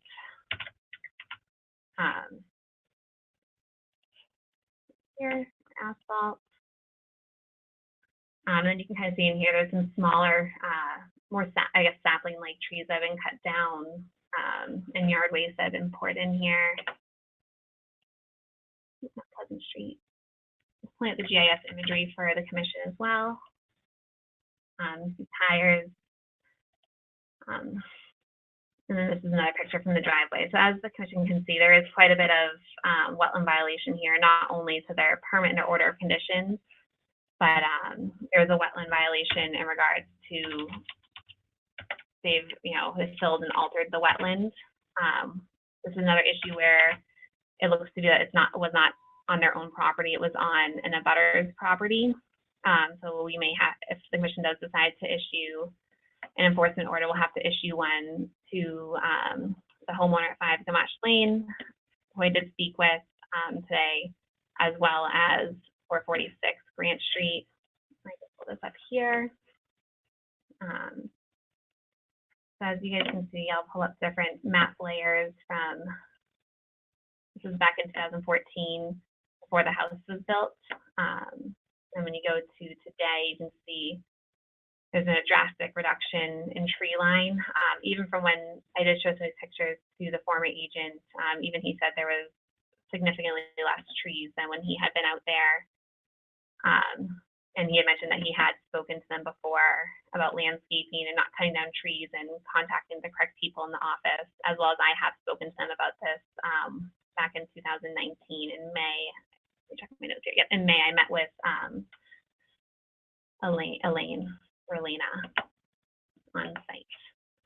So that was basically this. This is causing an issue over here on Sawtell, and a couple other butters are in this area having water issues that might be attributed to the fill and cutting down trees, which are absorbing water in the wetlands. So I will turn it over to the commission if anyone has any questions.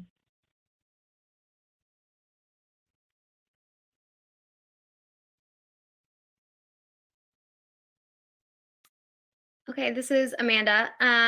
Yeah, before I go, and before we open up the call, do any of our commission members have questions about anything that you just heard, comments, etc.?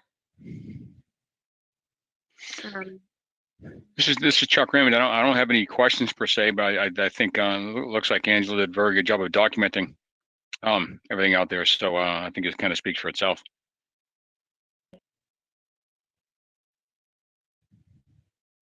Great, thank you, Chuck. Yeah, I tend to agree. I hesitate to make a decision as to whether or not the water issues that some of the other property owners are experiencing are because of some of these things. I recognize there's a lot going on, but it is a lot of like kind of small stuff in a lot of different areas. So I don't, at the very least, feel comfortable saying that these issues are what's causing problems on other properties. But it does seem to me like we have some twofold problems of one, violations of the existing order, which should have been closed out, and then some new enforcement issues. And I agree, it makes it tricky if things have been done on other properties. Angela, sorry, could you just point out to me the second property you said we would need the enforcement on? Sure. So here you can see a better image of the wetlands. Maybe this one right here, number 5. Click on it. Gamache Lane. So as you guys can see, this property line is estimated. It's not a surveyed property line. It's just estimated from plans and from GIS imagery. But most of the wetland is on her property. And then when you pull up the submitted plan for this, it does show that the wetland is primarily on 5 Gamache Lane's property. In the back, it is on their own property up to an extent. But then there's also a paper street, which abuts Sawtell Ave, and then I haven't had a chance to do the deed research on it, but I do believe that everyone who touches this paper street owns a portion of it. So basically, we would have to send enforcement orders to, I do need to double check the mass land records to see if we need to send one to each person in this area who touches this paper street to allow us permission to go on that land to restore it and take out all the items. I do believe most of the violation is closer to the property area here. I haven't had a chance to go in here and see if any trees have been cut down, but there have been, not complaints, there have been complaints of trees being cut down in this area as well. Okay.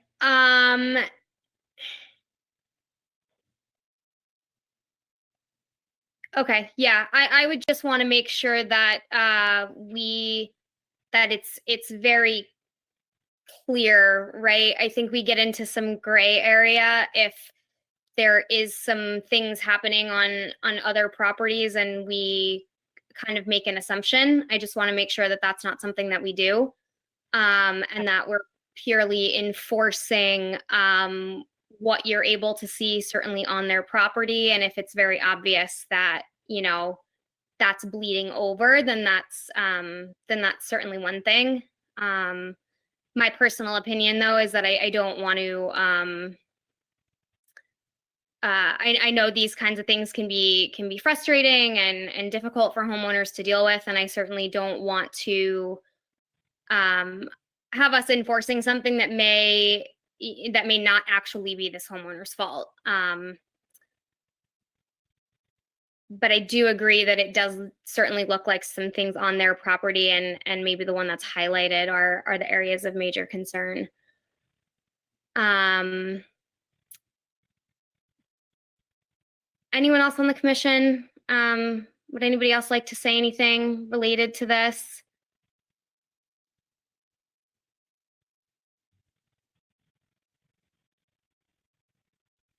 Okay, given that, I do believe that we have the property owner on the phone. He did send a message through the chat, so I would like to, asking to speak, so I would like to. Hi, everybody. Hi, Amanda. Hi, Angela. Could you please just state for the record for me? Yeah, my name is Ernesto Ginzo. I'm the owner of 446 Granite Street, Leominster, Mass. Great, thank you. Okay. First of all, that debris on the corner, that was left by the construction who made the house. It's a brand new house that was there on that corner. I don't know if it came from this lot, from the other lot. That was there when we moved. Second, the tire that you see over there, we clean up the swamp. We took the tire out of the swamp. That tire is from like 1970. You can see the white ring around the tire. It's a very old tire. It don't fit any of my cars, so it's not my tire. We just cleaned. We saw it inside the swamp, and we just took it out. Oh, hi everyone. My name is Eliana. And I emailed Angela the picture of the tree that went down last week. And that tree fell, as you can see. And that tree was, I mean, it was almost making the noise that was coming and coming down. So my husband came home and we decided to cut it. So maybe that was our fault that we didn't call the city hall, but we cut it, and all that wood that's there. All the fresh wood that you see there is from that tree that came 3 weeks ago with a windstorm that we had. And we never went inside the wetland to cut any tree. I don't need the wood. I just cut. This is the second time we got a tree going down. The first time we got a tree going down in the corner, and my wife went 3 times to the city hall, and Marco wasn't there, so she talked to another girl that wasn't Angela, and they told her, ask your neighbor if they don't mind to cut it. The first time, and I say, no, go back to the city hall and ask again. And she came back 3 times with the same answer. That's why I didn't know that I need a permit to cut that tree when it fell down 3 weeks ago. I didn't know that I need a permit because the first time that we went to City Hall, they told me, ask your neighbor. And I called my neighbor, I showed the tree, they saw the tree, and they say, okay. But I apologize because I didn't know, I was misinformed by the City Hall that I didn't know that I need a permit. It's not what they told us when we went over there 3 times. We just want to make it right. I never went into the wetland to cut any tree. I don't need the wood. I got a small fire pit. I don't need wood. So I only cut the tree because they falling down. They coming down. And Amanda, the tree that you see that is like in the middle of the wetland, that's like a crossing, and you see the branches on that picture. That tree was there. That came from the other side, fall down to my side. I just cut the edge that was coming into my lot. That's the only thing I did.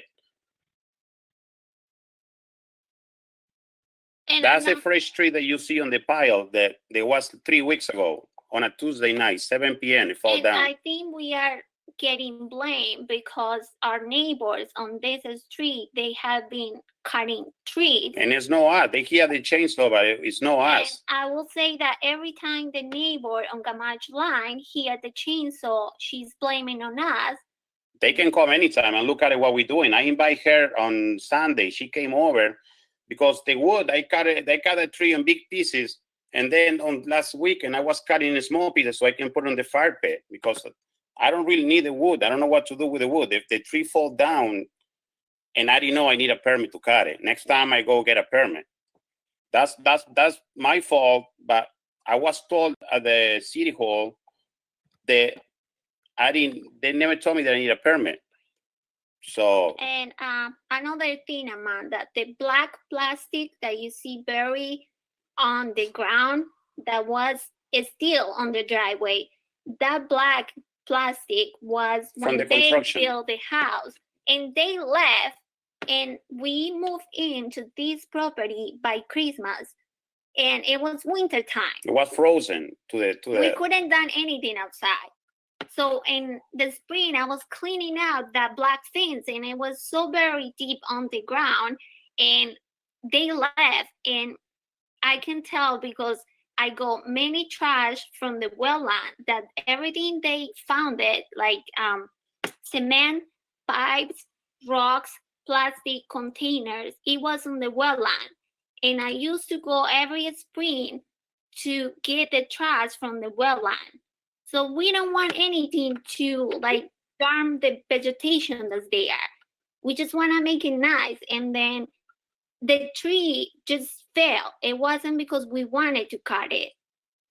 And I spoke with Marco when he came to see the fence that's between the two houses. And the neighbor. My neighbor have kids and they want to put a fence, and they asked me if I want to split it. And I say, yeah, I split it. I pay it with you if you need it for the kids, but I don't really need it because we only have a dog. But that's fine. And Marco came over and he looked at the fence and he looked around, and I say that was a decision of the neighbor. We just went with it, whatever he wants, and we split the cost of the installation and buying the fence. So that's all. Whatever we need to clean over there, I clean it up. I didn't touch anything yet because I know Angela was coming, so she came today, took the pictures. That's fine. But for now on, I clean everything up. And if I need to plant anything, just let me know what kind of trees can I put on, and I put it on. But I'm not cutting trees because I need to cut trees. I don't. You can see the picture. The tree fell down. And also, I sent a video that you can see how those trees move when it's a lot of wind or a lot of rain. They like dancing over there. And I know that tree that you see over there standing up, that used to be straight up. Now it's already leaning to one side.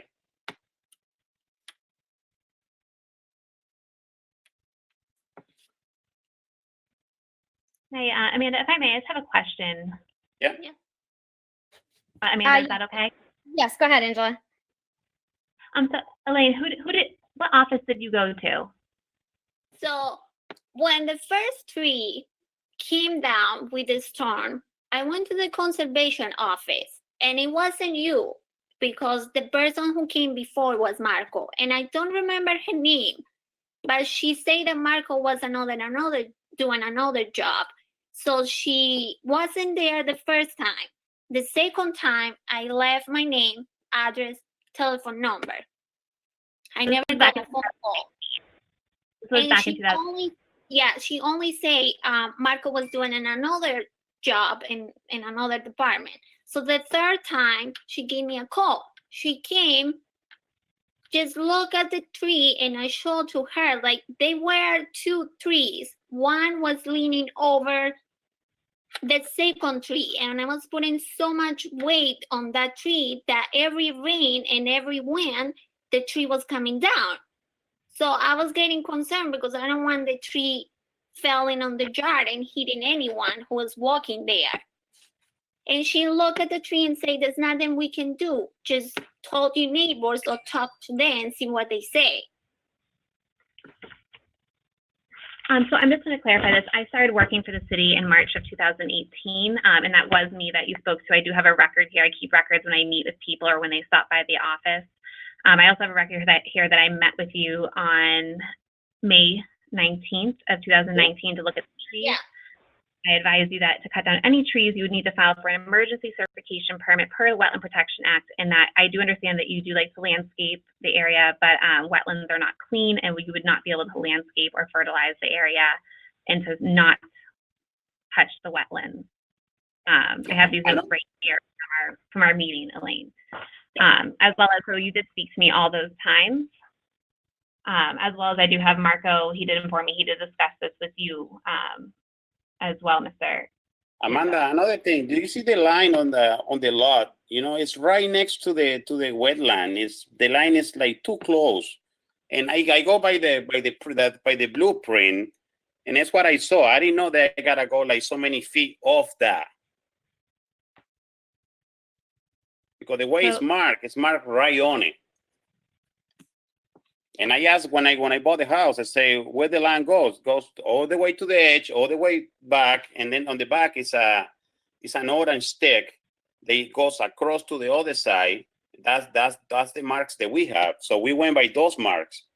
That's why I cut the tree 3 weeks ago, because if I look at my blueprint, that tree is inside my lot. Either I know the tree fell the other way, but I was by the wind, you know what I mean? I didn't cut it that way. It was by the storm. Nothing I can do about it.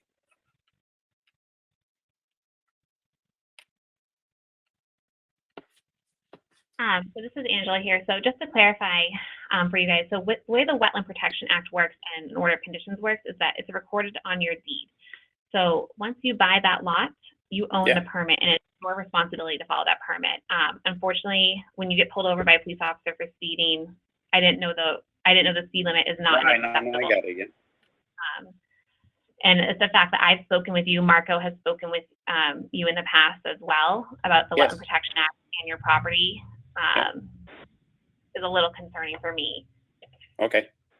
We just want to make it right. I clean it up. Whatever I did, I clean it up. I make it right. And if I need to plant trees on the back, I do it. Just let me know what kind of trees I'm allowed to plant on the back, and I do it.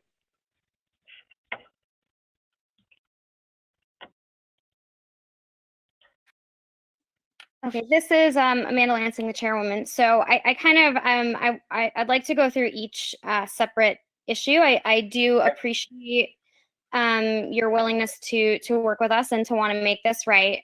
So the first issue is that when you guys bought the property, there was an open order of conditions on the property because your property is within an area that's protected by the Wetlands Protection Act.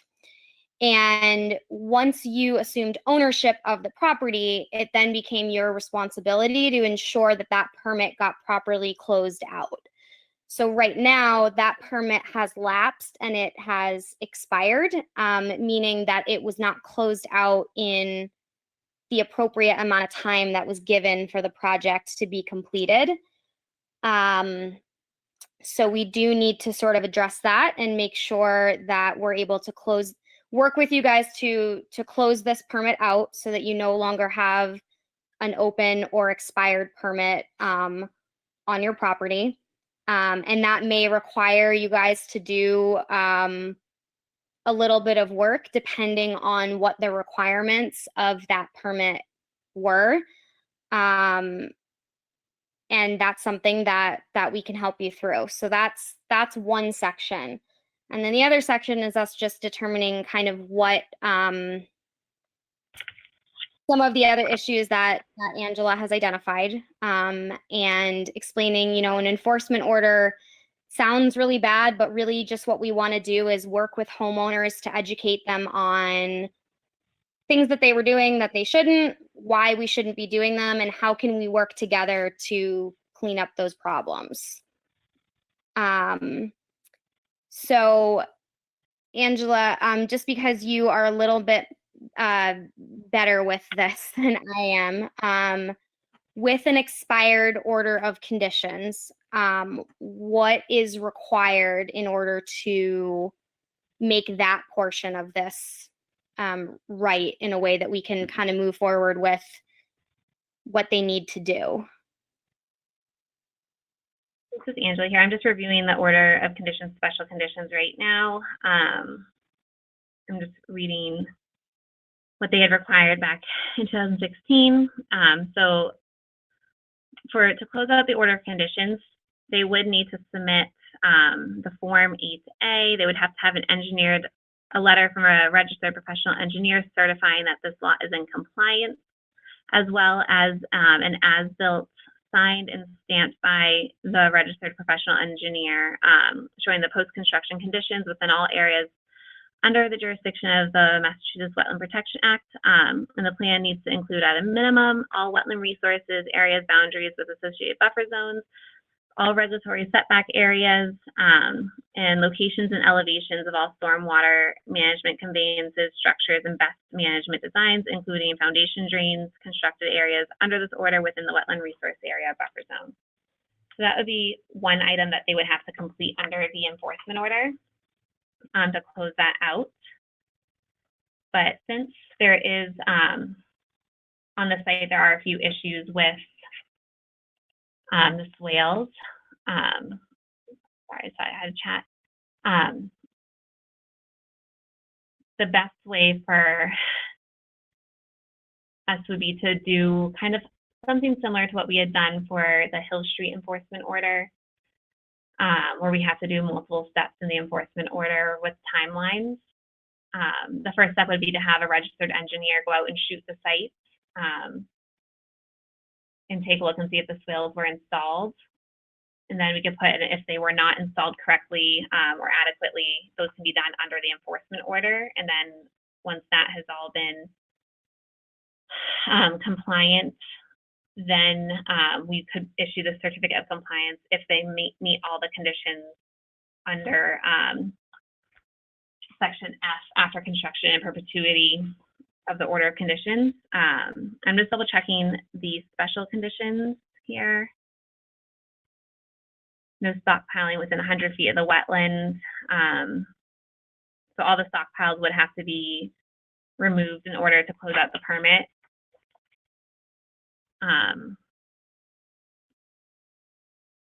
Just reading this real quick. And then permanent boundary markers must be placed and maintained along the entire wetland boundary every 40 feet to preserve a 10-foot minimum buffer from the delineated wetland. So what that means is that basically 10 feet from the wetland, those will be either put on a fence post or a tree. And then behind that 10 feet cannot be landscaped or touched. It needs to be a vegetated buffer for the wetland. So all those would need to be put into place before the permit can be closed out. And we'd have to do it all under an enforcement order since the permit has expired.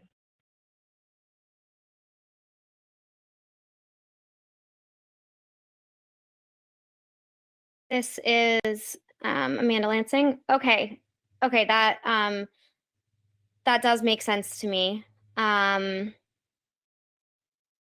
So Ernesto, did that make sense to you? Can we? Yeah, that makes sense. Yeah, now I know. See, I didn't know there was 10 feet from the from the line of the law. Now I know, and we write it From down, the so wetland. from the wetland, so now we know. Yeah, so so what we the what is on the table is issuing an enforcement order for the property. Yeah. And basically that is a way to allow you guys to do what the commission feels needs to be done in order to bring this property back into compliance with the Wetlands Protection Act. And that is certainly something that we can help you through.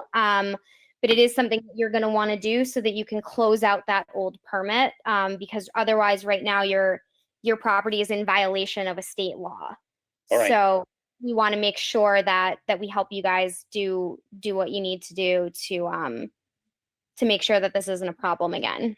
Yeah, my wife will go tomorrow to get a permit, so we can fix that. Amanda, hi, this is Eliana.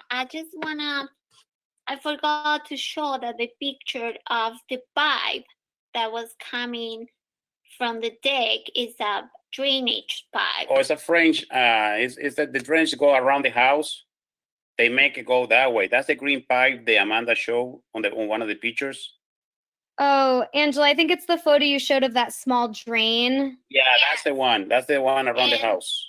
That's something that I would like to work with the city, because it doesn't make sense for us to have that pipe there. I don't know if the pipe has to finish there, or we can make it longer into the wetline, or the way it is fine. So the city will not, the city does not work on private property for the drainage issues. Okay. You would have to hire an engineer Okay. to do that. The big concern is that pipe is not permitted. I'm trying to pull up to find the image of it. It wasn't included on the permit, so that is another section of this enforcement. I think Amanda kind of wanted to go through things section by section. Okay. If I'm correct, Amanda.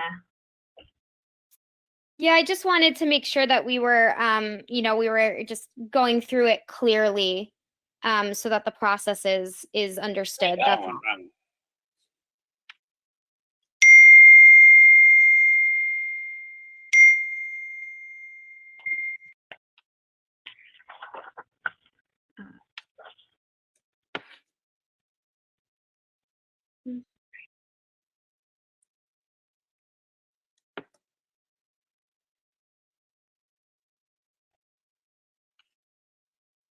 Amanda, you there? This is Amanda. Yes. Yep. No, I'm here. Okay, we lost the connection. Sorry. No, it's okay. I just wanted to see if there is any further discussion from yourselves, our commission, or our agent regarding this before I call for a vote on what we're going to issue. Okay. Madam Chair, Yes. should we discuss the other issues on site other than the permit being opened? Oh, yes. Sorry. Yes, we addressed that, the open permit first. Down. I apologize. Yes, so that was number one. Number two was some of the additional things that the agent found concerning. Yes, let me pull it here. I'm just going to compare it to the Google images we have.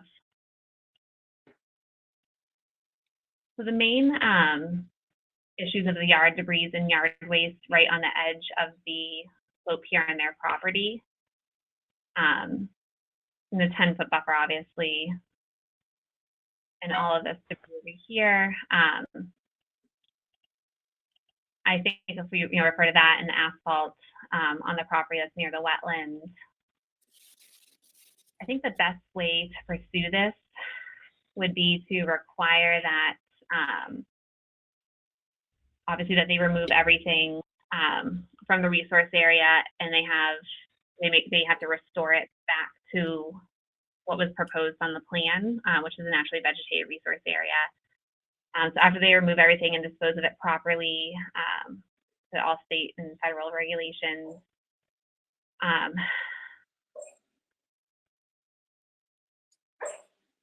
just looking at the pictures and trying to figure out the best way to do this, because we should also have a plan that shows where all the alterations are, unless the commission is satisfied with me overseeing it, which I don't mind doing, but I do have documentation of where all the areas are. And they can have an engineer come out or a wetland scientist come out and show them what needs to be removed, and then have the removal done by a qualified party and then restored. I think that might be the best way to do is have them hire a wetland scientist to evaluate the yard debris and yard waste and stockpiles, and propose a restoration plan to a removal and restoration plan to the commission. And then once the commission approves that, they may proceed with the removal and restoration on their property. Yeah. And when I did speak to the homeowner at 5 Gamache Lane, you know, she was more worried that she would be held accountable for what's on her property. I did kind of explain that, you know, the commission understands that she obviously didn't walk over to their side of the yard and dump all her yard waste in it. It's very obvious that she didn't walk all the way down Gamache and into their driveway to do that. You have to be very sneaky to do so. And that, you know, they can, even though we'll issue an enforcement order on them, we typically recommend that they have an agreement between the two parties, giving permission access to remove any sort of violation or fill or debris on their property that was from this. And that would be mainly the area right next to this area right here. That's right between the area where there's the yard waste. The small area, this is probably only 4 or 5 large piles of debris in that area. I do think she did seem a little concerned about having to be responsible for that. And I did explain to her that in that case, sometimes if it does happen, the other party does refuse, it can be settled in court. But usually an agreement is easy to reach, as you've seen in the past several wetland violations. So for the removal, we'd have to have the wetland scientists come out, propose a removal and restoration plan for all the fill and tree cutting on the property, as well as issue an enforcement order to 5 Gamache Lane for the removal of what's on her property and restoration of what's on her property. And then once the commission approves it, they can start working on that. If that is okay with the commission. This is Amanda. Yeah, that sounds good. As long as we've got everything kind of clearly marked out so that the homeowners know what their responsibilities are. I think it's important to be clear. And then I also understand that there may be portions of this that were in fact left from the people who built, who built their home. And it is frustrating when a company does leave some of that stuff behind, and then it becomes the homeowner's responsibility. But unfortunately, that is that's kind of the way that it works.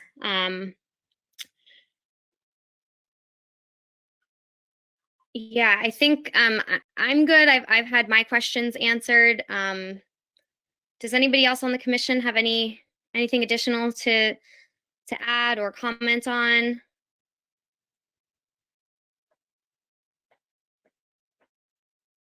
Do you want to discuss a timeline? Yes, that is a good idea. I'm thinking I want to be realistic, especially given, the current state of things. And also, hoping that we can get this done before winter and before the ground freezes. So I would hope for maybe sometime before December. But do any of our other commission members have a thought in mind for when you'd like to see this work completed?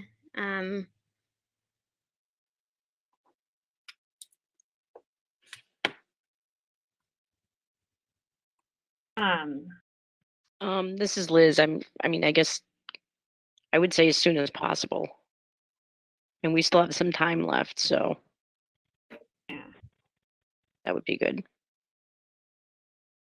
For something of this size, I'm sorry, this is Angela. 2 weeks should be enough for them to at least 2 to 3, Angela. 2 to 4, should be enough for them to hire a wetland scientist, because a wetland scientist doesn't require, they typically don't have as much heavy of a workload right now. Typically it's all the surveyors currently. So they would be able to locate and hire a wetland scientist to do the removal and restoration plan and have that submitted to us probably by, I would, 4 weeks. We can say the September 2nd meeting. And then if there's obviously issues that come up, we can be flexible with that timeline.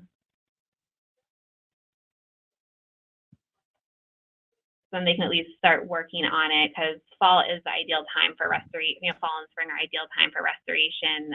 The longer you let it go, the harder it is to get the area back into where it needs to be. This is Amanda.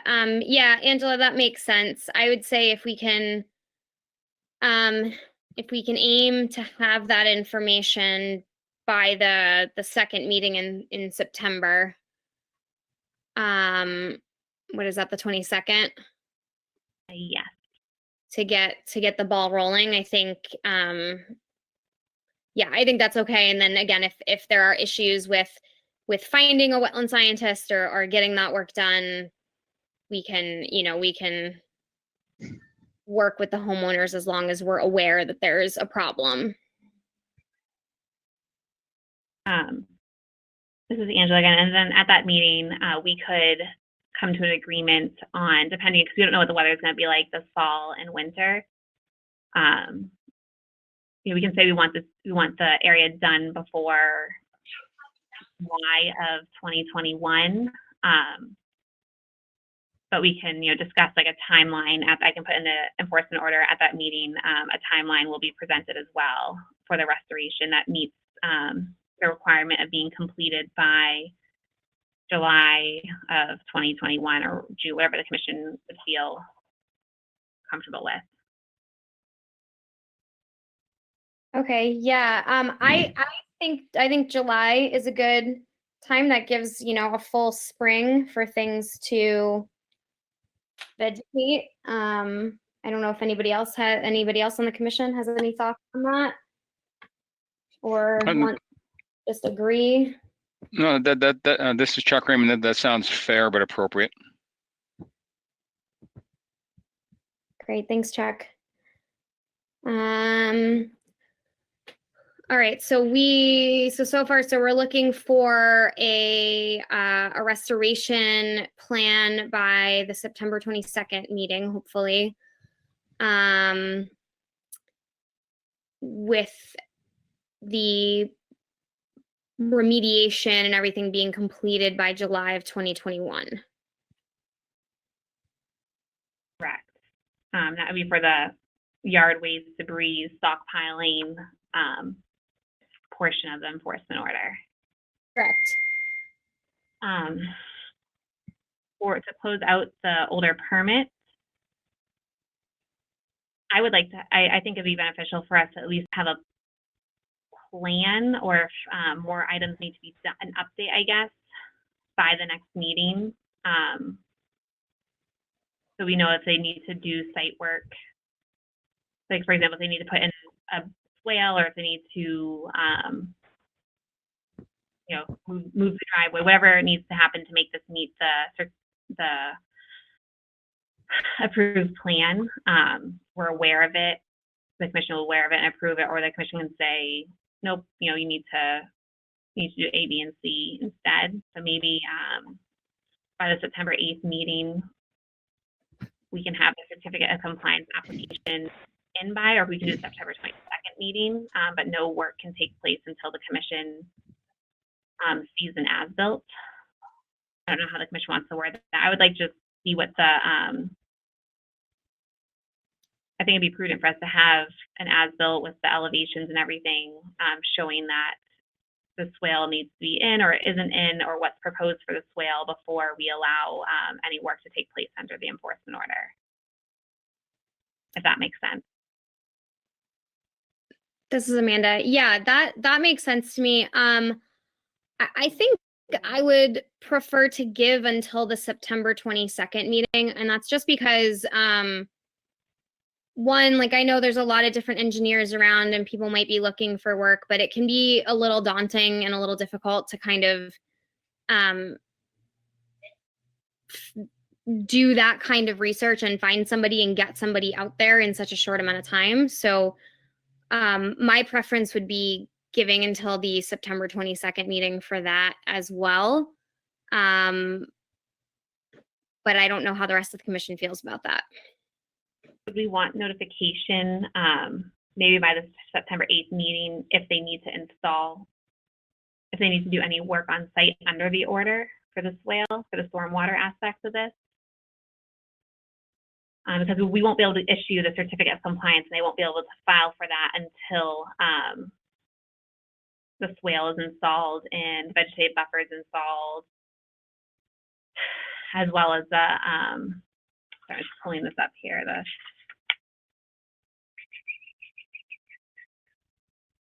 vegetative buffer, the boundary markers, to maybe just communication by the September 8th meeting, if any work, if any construction work needs to take place on the site to bring the site into compliance with the order of conditions. I think that'd be the best way to word it, so that if they need to install the swale, they can submit the information, at least to me, and I can say, okay, that looks good. And then they can install the swale and file for the permit by the September 22nd meeting, if that makes sense. Oh, okay, I see. Do you feel that that's an appropriate timeline? It seems pretty tight to me. For someone just to come out and look, and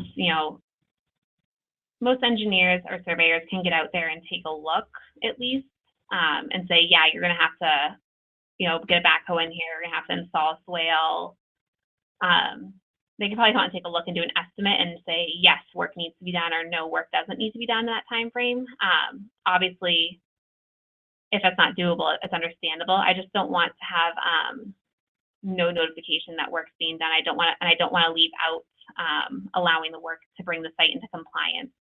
That needs to be on the enforcement order, else they won't be able to do it. Okay, all right, no, that makes sense to me. So I would agree with you on that then. As long as the rest of the commission doesn't have an objection, that makes sense to me.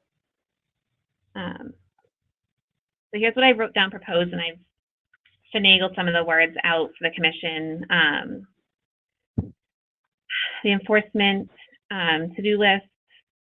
The first step for this enforcement would be to start the process for closing out the order of conditions, DEP file number 199-1015, per the order of conditions, which refers to as-built engineered stamped letter plan.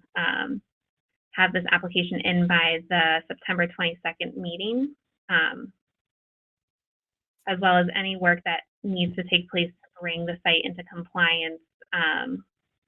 Please submit to the conservation agent for approval in a site walk.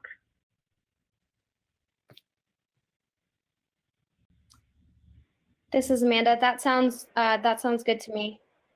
Okay. Any objections to that, or anybody think of anything that was missed?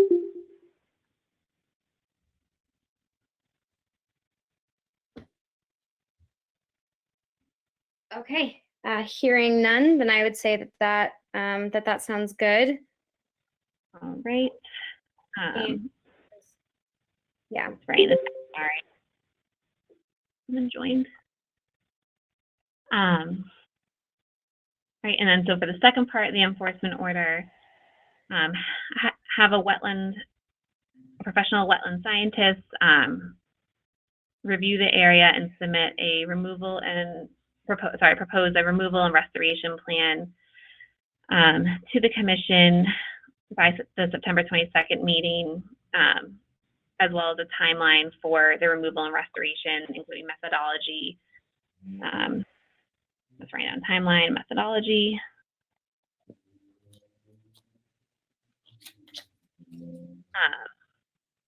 By that meeting, the removal and restoration will be completed by July 2021.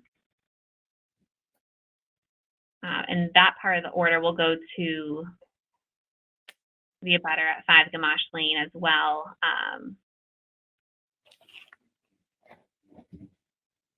And I can add for her enforcement order. I'm trying to think the best way to word it.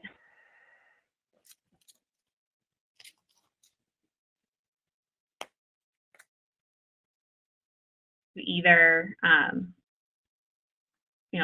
provide a removal and restoration plan, or have a signed agreement to allow 446 Branch Street access the property to remove and restore the area that may have affected their property. Yeah, I think that's a good wording, giving the option, or not the option, but just kind of like, if you can't do this, then we need you to do this. Just so that we're all legally covered.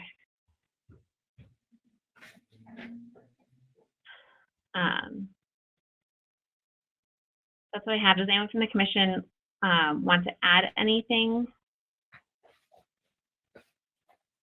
We want to have the removal and restoration plan expand into the paper street as depending on ownership. I'm presuming that 446 owns a portion of it. My opinion would be pending ownership. Okay. Like I said, I don't want to get into kind of assuming things. I don't think that that's. No, I understand. Yeah, and I don't want to put anything on the homeowner that may not be their responsibility. Yeah. So what I'll do is I'll make a secondary enforcement issue for the paper street between Sawtell Road and Grant Street. And I'll try and locate the owner and get access to that so I can make a thorough evaluation of the area.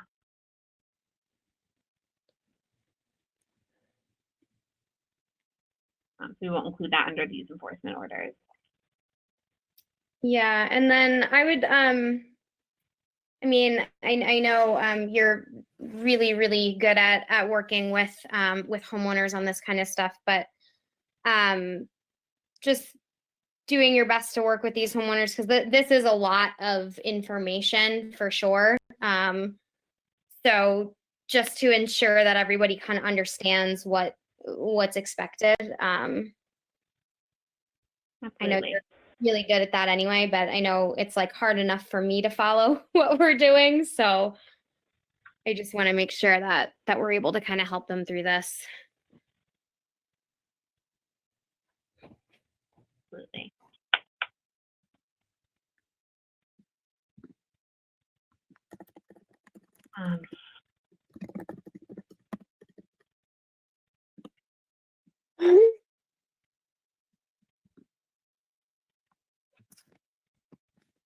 So as I have it written, I would recommend, if the commission is looking for my recommendation, that we issue an enforcement order to 446 Grant Street for the following.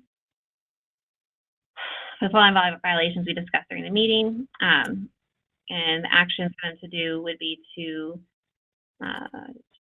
close out the expired order of conditions per the order of conditions DEP file number 1991015, section. I just want to see what after construction in perpetuity by the September 22nd meeting. If any work is needed to be done to bring the site into compliance, it will be brought to the agent for approval and a site walk scheduled before the work can take place. And the work will be able to be done under the enforcement order, as well as they will hire a professional wetland scientist to review the area and propose a removal and restoration plan and have that submitted to the commission by the September 22nd meeting. This will include methodology, timeline, as well as specifics per restoration plan. And the removal and restoration will be completed by July 2021.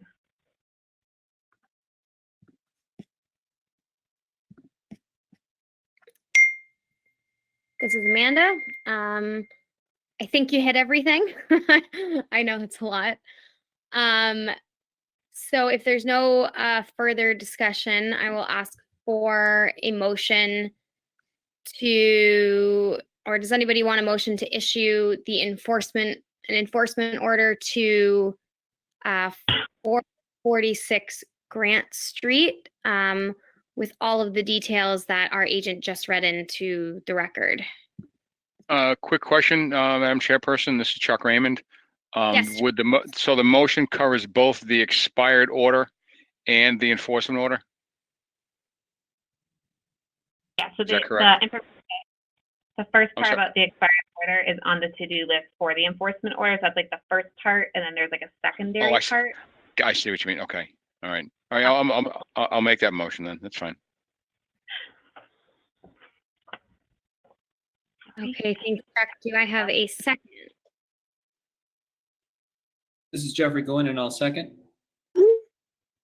Thanks, Jeffrey. So the rest of the vote will be done by roll call. Vice Chair Elizabeth Ricci Blair, how do you vote? I vote aye. Perfect. And then Chairwoman Lansing, how do you vote? I vote aye. Perfect. So the motion carries to issue an enforcement order with the conditions that we just said to address 446 Grant Street. For the second enforcement order for 5 Gamache Lane, where some of the, I can't talk, I'm so sorry, where some of the yard waste and debris and removal was. I would recommend include, the chunk about hiring a professional wetland scientist to review and propose a wetland restoration plan area to commission by the September 22nd meeting, or have a signed agreement with the 446 Grant Street to allow them to have access and remove the debris. Does that sound reasonable, Mr. Ginzo? Yeah, that's fine. Yeah, we agree with that. I figured. I have to make sure I word it correctly. So that'd be for 5 Gamache Lane. 5 Gamache Lane.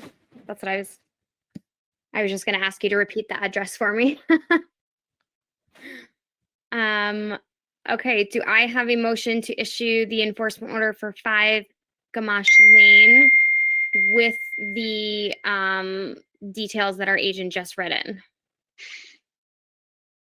This is Liz. I'll make a motion to issue an enforcement order for 5 Gamache Lane with our agent's comments added. Thank you, Liz. Do I have a second? I'll second that. This is Chuck Raymond.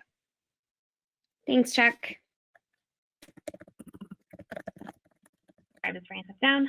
Thank you. The rest of the vote will be done by roll call. Jeffrey Goyne, how do you vote? I vote aye. And Chairwoman Lansing, how do you vote? I vote aye. Okay, so the motion carries to issue a secondary enforcement 5 Gamache Lane. And I'll keep this on the agenda, and I'll try to do some deed research and find some information on that paper street for the next meeting. Awesome. Thanks, Angela. Okay, moving on. Our last enforcement order of the night is 355 North Street. Yes, let me pull this one up.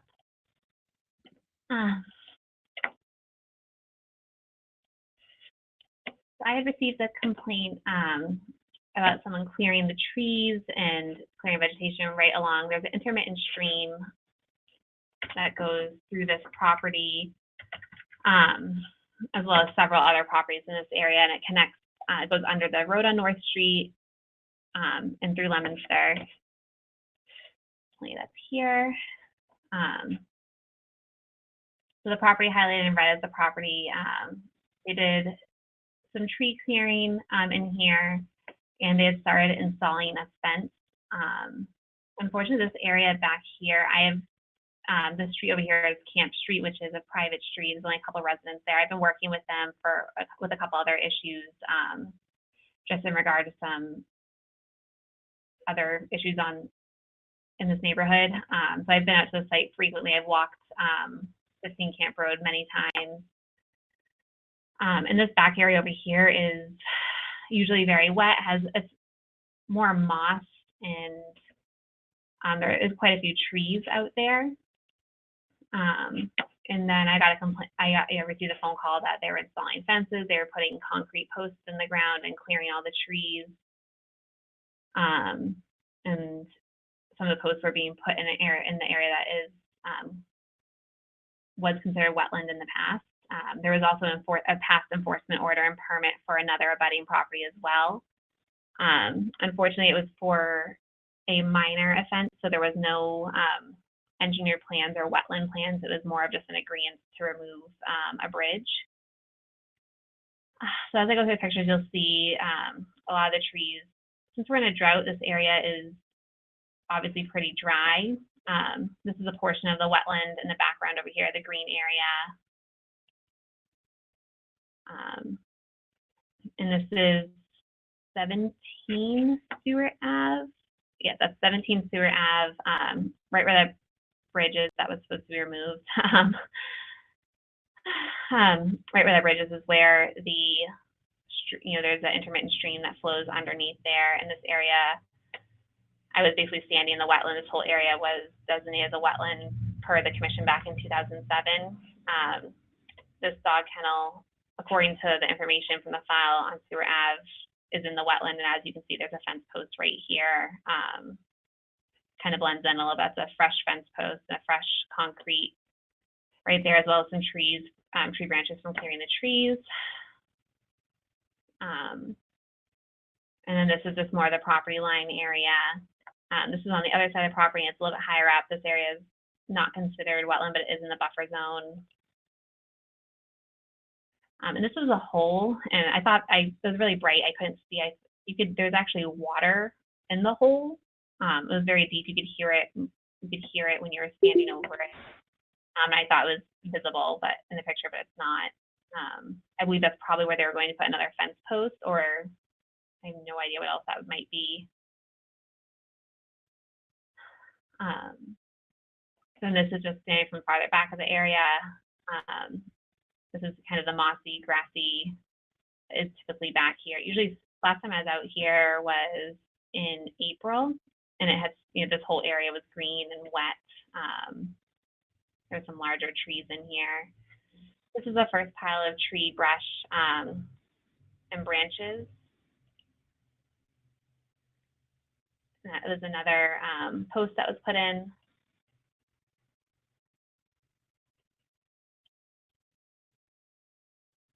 And this is another portion of the property facing the abutter at 351 North Street, where this is not wetland. I was taking pictures of the stumps. I was trying to keep track of how many stumps were on the ground. This one was covered up with this black material, like a trash bag material. Another one, I lost count a couple times, to be completely honest. I got about 15 to 17 stumps, and they're all ranged in sizes. Most of them were small saplings, and not all of them were in the wetland, but there was about 5 to 8 that were in the wetland area, as you can see right over here. This is standing from the Camp Street side. There are some larger trees. This area was typically wet.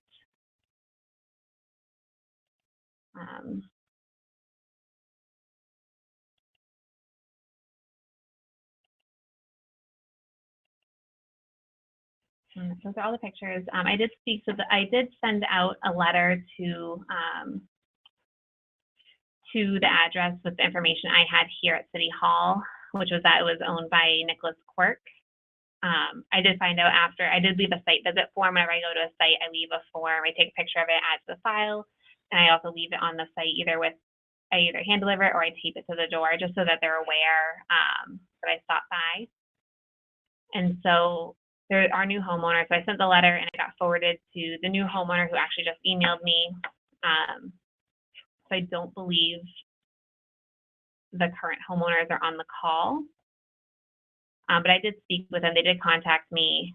They explained that they're trying to put a fence in. They just moved here. They are opening a home daycare at this address. And I don't necessarily have an issue with the fence. I am just concerned about the trees that were removed, as well as just making sure that the fence posts aren't going into the wetlands. So I just wanted to bring it to the commission's attention. I did not issue an enforcement order yet, as this isn't a major offense. Typically we approve fences anyways, as long as they're not in a wetland.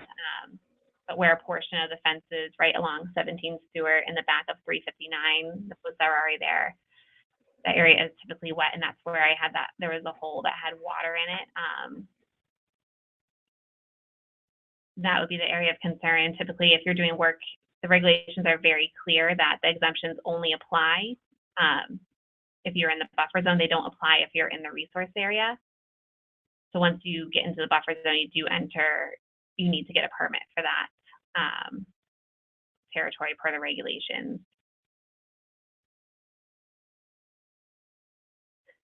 Hello.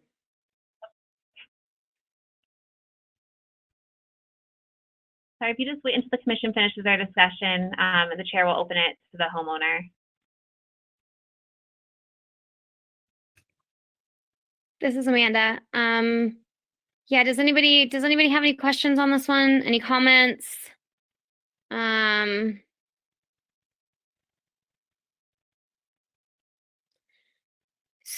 So for this, Angela, I guess if the commission would typically, or not the commission, but if typically we would maybe approve fences and things like that, what would we need to do for this one just to ensure that there's no issues?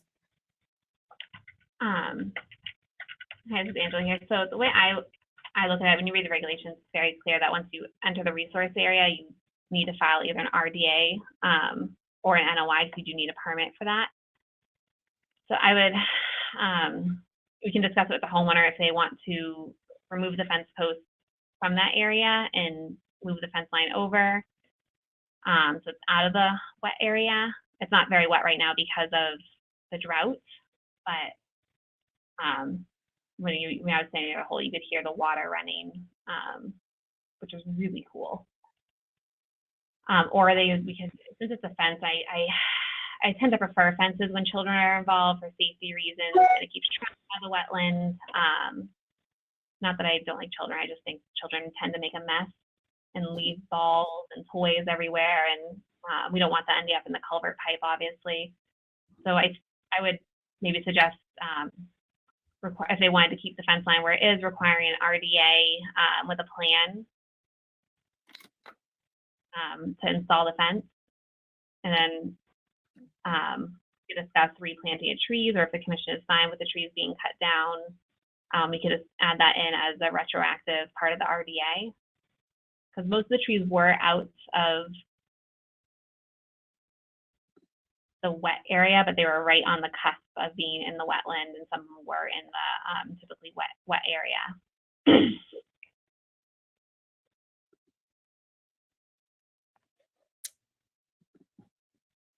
Okay. I'm not sure if the homeowner's on the phone. I'm just going to unmute this Microsoft account. It doesn't say anyone's name.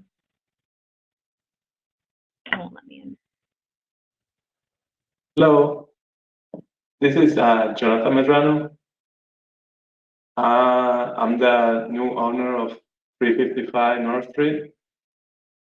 I don't understand really well because you speak so fast, but I know I received a letter and I stopped doing the fence. When we bought the house, we are planning, my wife is running a daycare and she needs to, use the backyard and we have to keep it closed. That's why I started doing the fence. Just because of safety of the kids. I also was clearing the area. I didn't know that was something like a protected zone. So anything that needs to be replaced, put back, like all the trees, I will be able to put it back. I just, need to know what to do for it. I don't know what else I could do, but we're moving this Saturday, and my wife is running the daycare, so she's transferring from Lowell to here to Leominster. So we might need to do some work before she open up here again. So that's everything I wanted to say.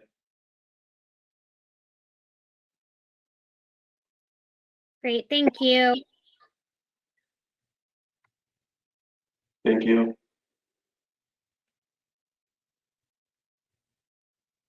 Okay, so just given all that, Chuck or Liz or Jeff, do any of you have any particular opinions about this as far as, the trees being cut down? Do you feel like you want those replanted? Do you think since they're out of the wetland, it's not that big of a deal and we just want to focus on making sure we've got the fence issue resolved? Or just any other comments would be helpful. This is Chuck. My major issue would actually, let me ask Angela a question. Angela, would those trees look like maples to you? They did. As you know, Chuck, I'm not really great at identifying trees, but I kept looking at them. I said, that looks like a really nice maple to me. Yeah, my guess is they're probably the sugar or red maples, which in any case they're probably going to sprout back from stumps fairly easily. So I think my major issue would be just to keep the fence out of the wetland.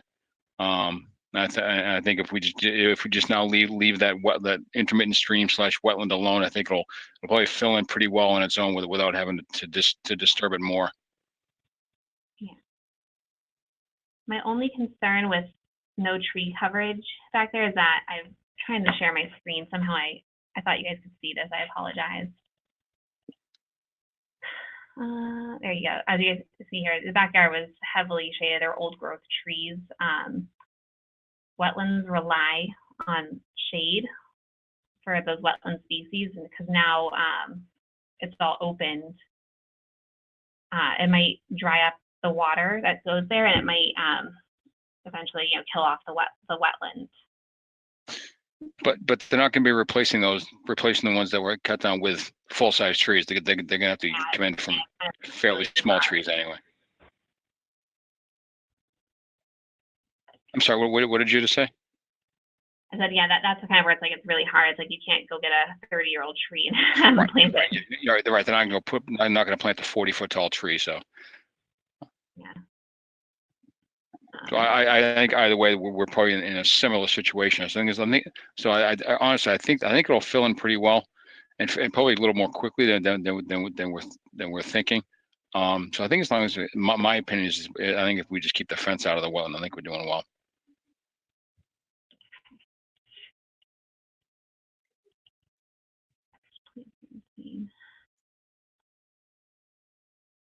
This is Angela here, so I'm just thinking out loud.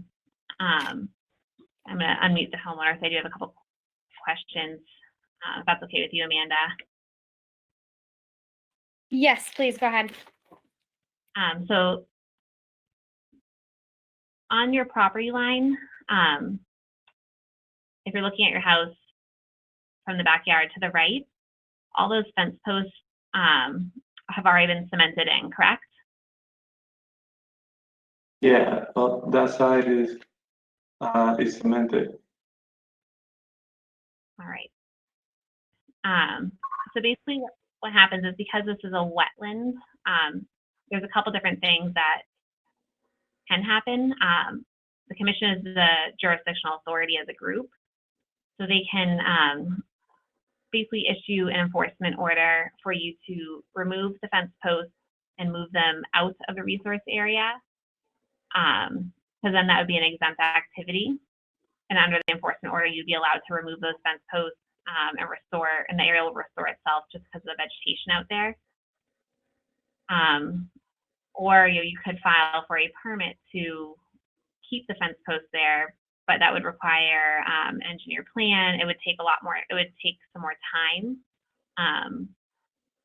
Unfortunately, just because it does need to be advertised in the paper for 5 days, and the deadlines for the permits are 19 days before the meeting. And then there's also the scheduling with your engineer and surveyor.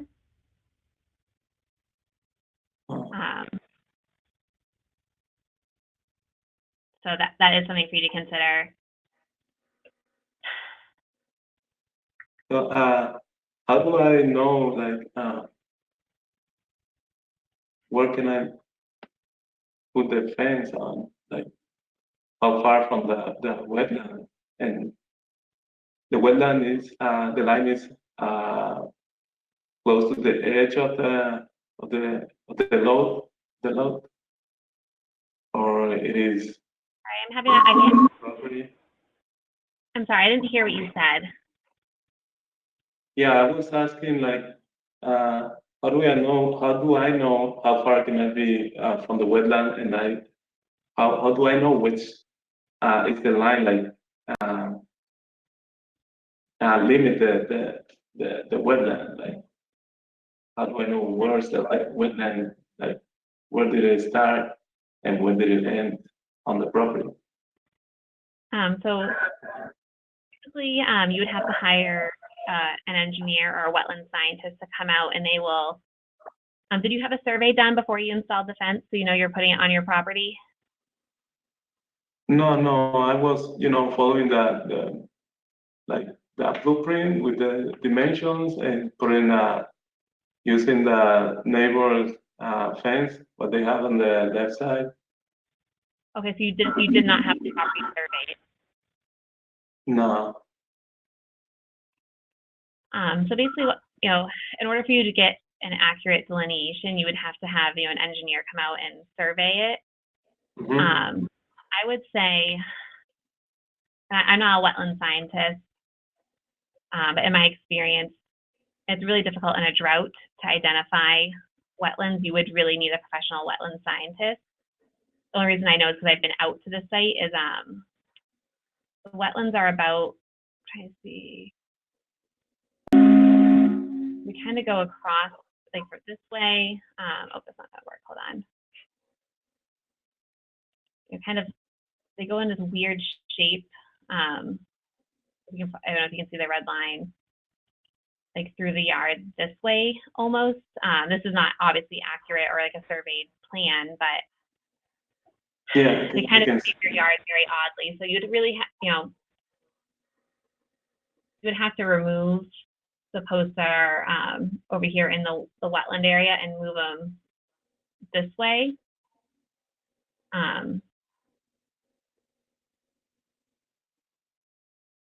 Or the other option is, and we can just definitely have the commission discuss, would be to have to file the request for determination of applicability permit. Since it is a fence, it's not a house, but you still are filling a portion of the wetland. So there is always a chance for the state to decline it, or for the commission to decline it and say, no, you need to file a full notice of intent permit. Okay. I think the quickest thing, I understand your wife would like to open the daycare. I don't believe EEC requires a fenced-in area. I do have a degree in early education. I worked as a preschool and kindergarten teacher for 8 years. But I would definitely talk to her licensor and see, if you're able to put a temporary fence up for the kids if that's something that they really want. Or if she's able to just kind of go without it if you want to keep it where it is. But I think the quicker method would be to remove the fence posts on this side and move it over if that's something you need, if you really feel you need to have that done sooner. Okay.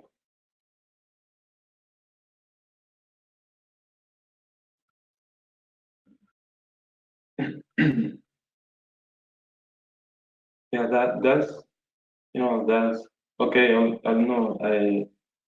I'll try to think and try to probably see if she can work without the fence, and I will put the fence in because it's gonna take a lot of work. I will be removing the post, and I don't know if they needed me to put the trees back. I mean, planted. I'll do it. Sorry, I'm having a really hard time hearing. There's a loud beeping noise in the background. This is Angela. So you're saying that you would like to move the fence? Yeah, that's what I'm thinking. I don't know. If she needed it for the daycare, she will have to, ask before I do that. So if she needed it, we're probably gonna have to put the fence close to the house, like making a small area so she can use it for the kids, and probably remove the rest. Okay. So basically, feeding the kids. I'm just going to mute you just time. Sorry, there's a lot of background noise. I'll unmute you when I'm done talking. I'm sorry. So basically, what the commission will do at this meeting is that they're going to vote to possibly issue an enforcement order, which will say what they're requiring you to do. We do like, as Amanda stated in the past, we do like to work with people. And as Mr. Raymond said, and he is most definitely a tree expert, in my opinion. The trees, I do agree, you probably won't have to plant them back. They'll probably come back on their own. But for the fence, getting the fence out of the wetland. So what we can do is we can require, if you want to go with the removal and moving them over, and creating a smaller area under the enforcement order, the commission could possibly do remove concrete and fence posts out of the resource area, closer to the house. And I'll leave it up to the commission if they want to require an engineer plan, or if they want to just kind of go by my knowledge of the area. And I can kind of work with you guys on where the fence posts and how far away from the usually wet area should be. But I'll leave that up to the commission if they feel comfortable with that, or if they would like to have like an engineer plan. Yeah, that sounds good for me.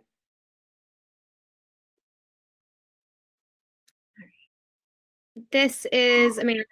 I guess my personal opinion is that as long as we're just getting those posts out of the wetland, I don't necessarily see a reason for an engineered plan. Angela, I would say maybe you could even go out there and just kind of identify, a general line to kind of not cross as far as where the posts can be put in. I would trust you to do that because I know it's already going to take some work to remove the posts.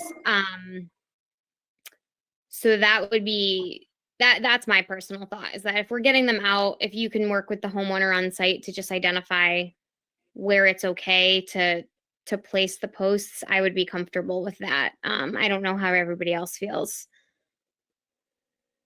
Couple doing that like under the enforcement order and not filing. Yes, sorry, I was talking out loud. Sorry about that. Yes, under enforcement order.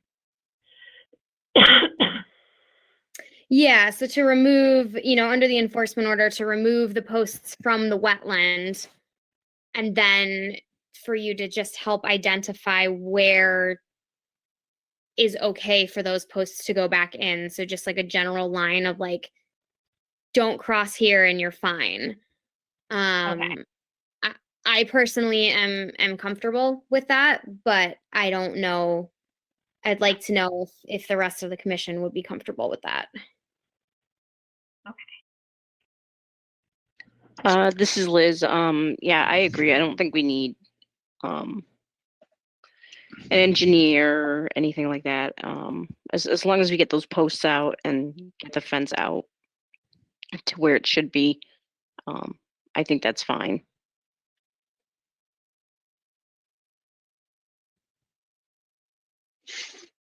Yep, this is Chuck Raymond again. You know my opinion, and Angela certainly would trust your judgment in professionally eyeballing where the fence line could possibly go.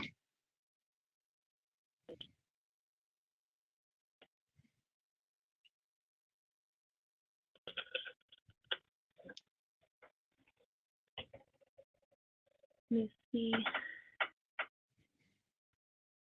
Mr. Goins, do you have any comments or thoughts? I have nothing to add beyond what Chuck and Liz said. I agree with their sentiment. So after discussion with the commission, I would make a recommendation to issue an enforcement order to remove the fence posts that are on the Stewart Ave side of the property and move them out of the resource area into the buffer zone with direction from the agent. Does that sound agreeable? Yes, Jonathan, yes, that sounds good for me. Yeah, it's really reasonable. Okay. This is Amanda. Yeah, Angela, I think that wording is great.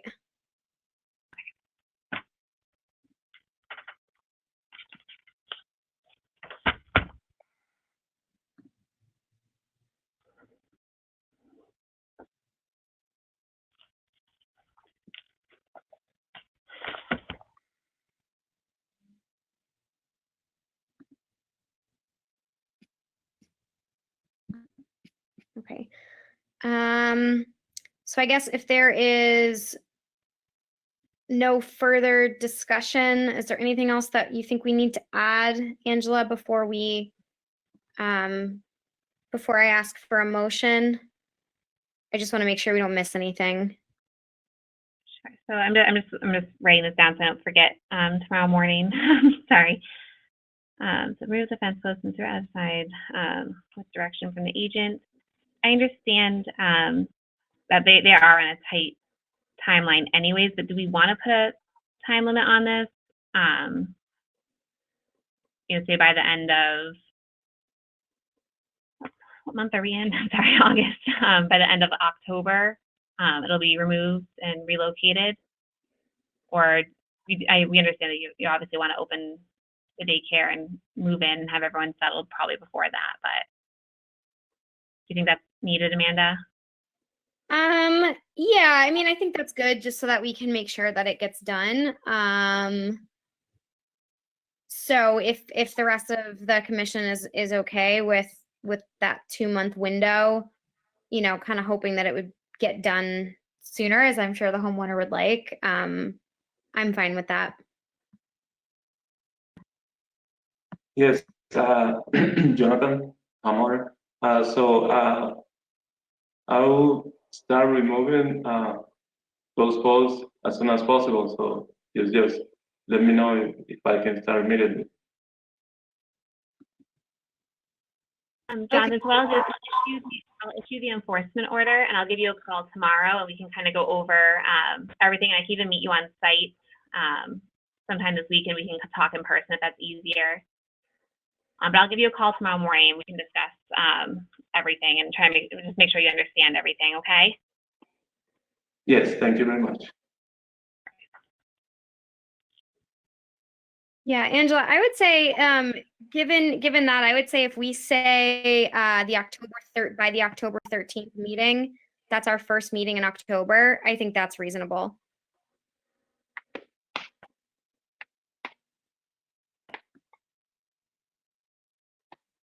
That would give about 6 weeks or more, which I think is fine. I think it'll be pretty easy to do and have done pretty quickly. So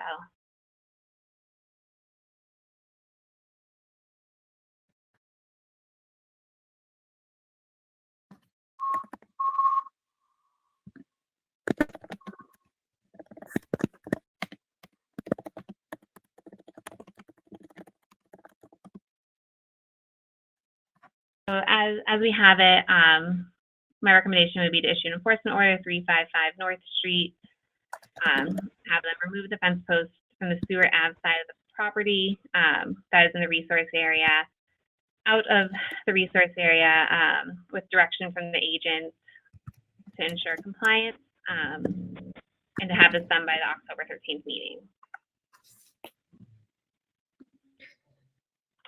This is Amanda. Yes, that sounds good to me. If anybody feels like we missed anything that we talked about, please speak up.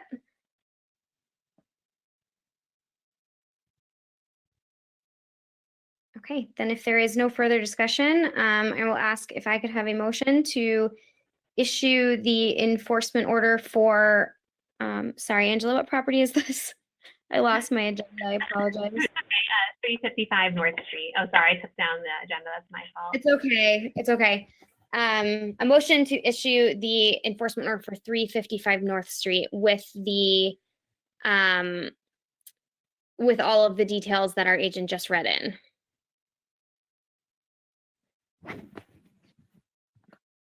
I'll make that motion. This is Chuck Raymond. Thank you, Chuck. Do I have a second?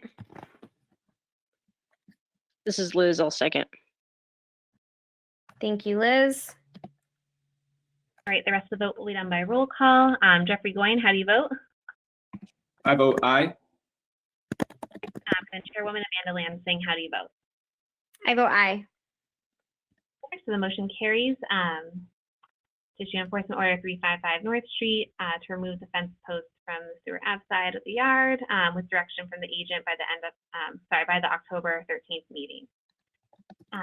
Jonathan, I'll give you a call tomorrow morning when I get in the office and we can discuss further, okay? Oh, I muted you, I'm sorry, that was my bad. Yes, that's okay to me. Sorry if I ask you to call after 2:30 because in my work I don't have that good reception. So after that will be out so I can receive any call. That's perfectly fine. I'll make a note here. I'll give you a call after 2:30, okay? Yes, please. Thank you very much. Thank you.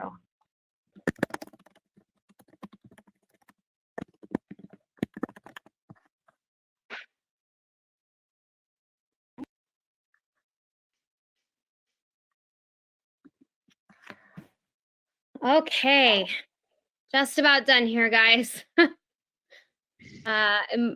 Next thing on the agenda, emergency certifications. Not at this time. And any budget updates? Not at this time. Okay, our next meeting is Tuesday, September 8th at 2020. Deadline was this past Thursday, August 20th at noon. Angela, did you want to mention to the commission some of the help you might need? Yes. I've been meaning to reach out to see if anyone, excuse me, I'm like choking on my water. If anyone would be available to come by and help out with some of the filing in the office and just some of the paperwork and site visits. I'm getting a lot of calls for permit approvals for other departments. I'm getting a lot of emergencies and a lot of complaints that these complaints don't necessarily apply to this department or to the commission. So I end up going out there, taking a look, coming back to the office, calling the person back, and then I end up having spent over a week time. I spent 3 hours on one complaint that actually had nothing to do with this department or wasn't really what was being called on. So I'm becoming very behind in our file room. To do some TLC, to be honest, it's a lot of things aren't labeled. A lot of the files are labeled by lot numbers or contractor or the agent of the time or the years in some cases. And a lot of the files are just kind of shoved into random spots in the file room. So if anyone has, an hour or some time in the next coming weeks, and they'd like to come and help out, the office is large enough to do socially distancing. Obviously, we can do whatever protection is needed. I would just really appreciate some help with some of these items, just so I can not work 50 hours in 1 week. Angela, this is Chuck. I was going to be getting in touch with you tomorrow anyway about maybe going for a site walk at the 9 Penny Lane Perfect. site. So while we're talking, I'll maybe we can arrange. Maybe we come in some Thursday or Friday. Thank you guys so much. And actually, and while I've got you on the phone, also just to let you know, I think I'm going to have to miss the meeting on September 22nd. I've got something else. Another meeting I've got to attend for 3 or 4 hours. So so that was September 22nd. The meeting I'll miss. All right, sure. I'll make a note here just so I don't forget. Thank you. Thank you. So thank you so much, Chuck. And if anyone else, if you get bored and you want to come by and help out, just shoot me a text or give me a call. Just because it's becoming a lot, and trying to organize everything and stay on top of all the permits and put everything away and get everything out and sign things is a little overwhelming sometimes. Thank you. Absolutely. Okay, cool. In that case, we are done with our business for this evening. So I will ask if I have a motion to adjourn tonight's meeting. I will make a motion to adjourn tonight's meeting. Great. I'll thank second. Liz? That's fast enough. We're done. What are the rest of the call? By roll call, Jeffrey Goyne, how do you vote? I vote aye. And Amanda Lansing, how do you vote? I vote aye. Motion carries. I declare the meeting closed at 9:20 p.m. Right. Thank you guys everyone. so Thank you. much for being on tonight. guys. So this was a long one, but have a good evening. Yep. Thank you. See ya. LP. Bye.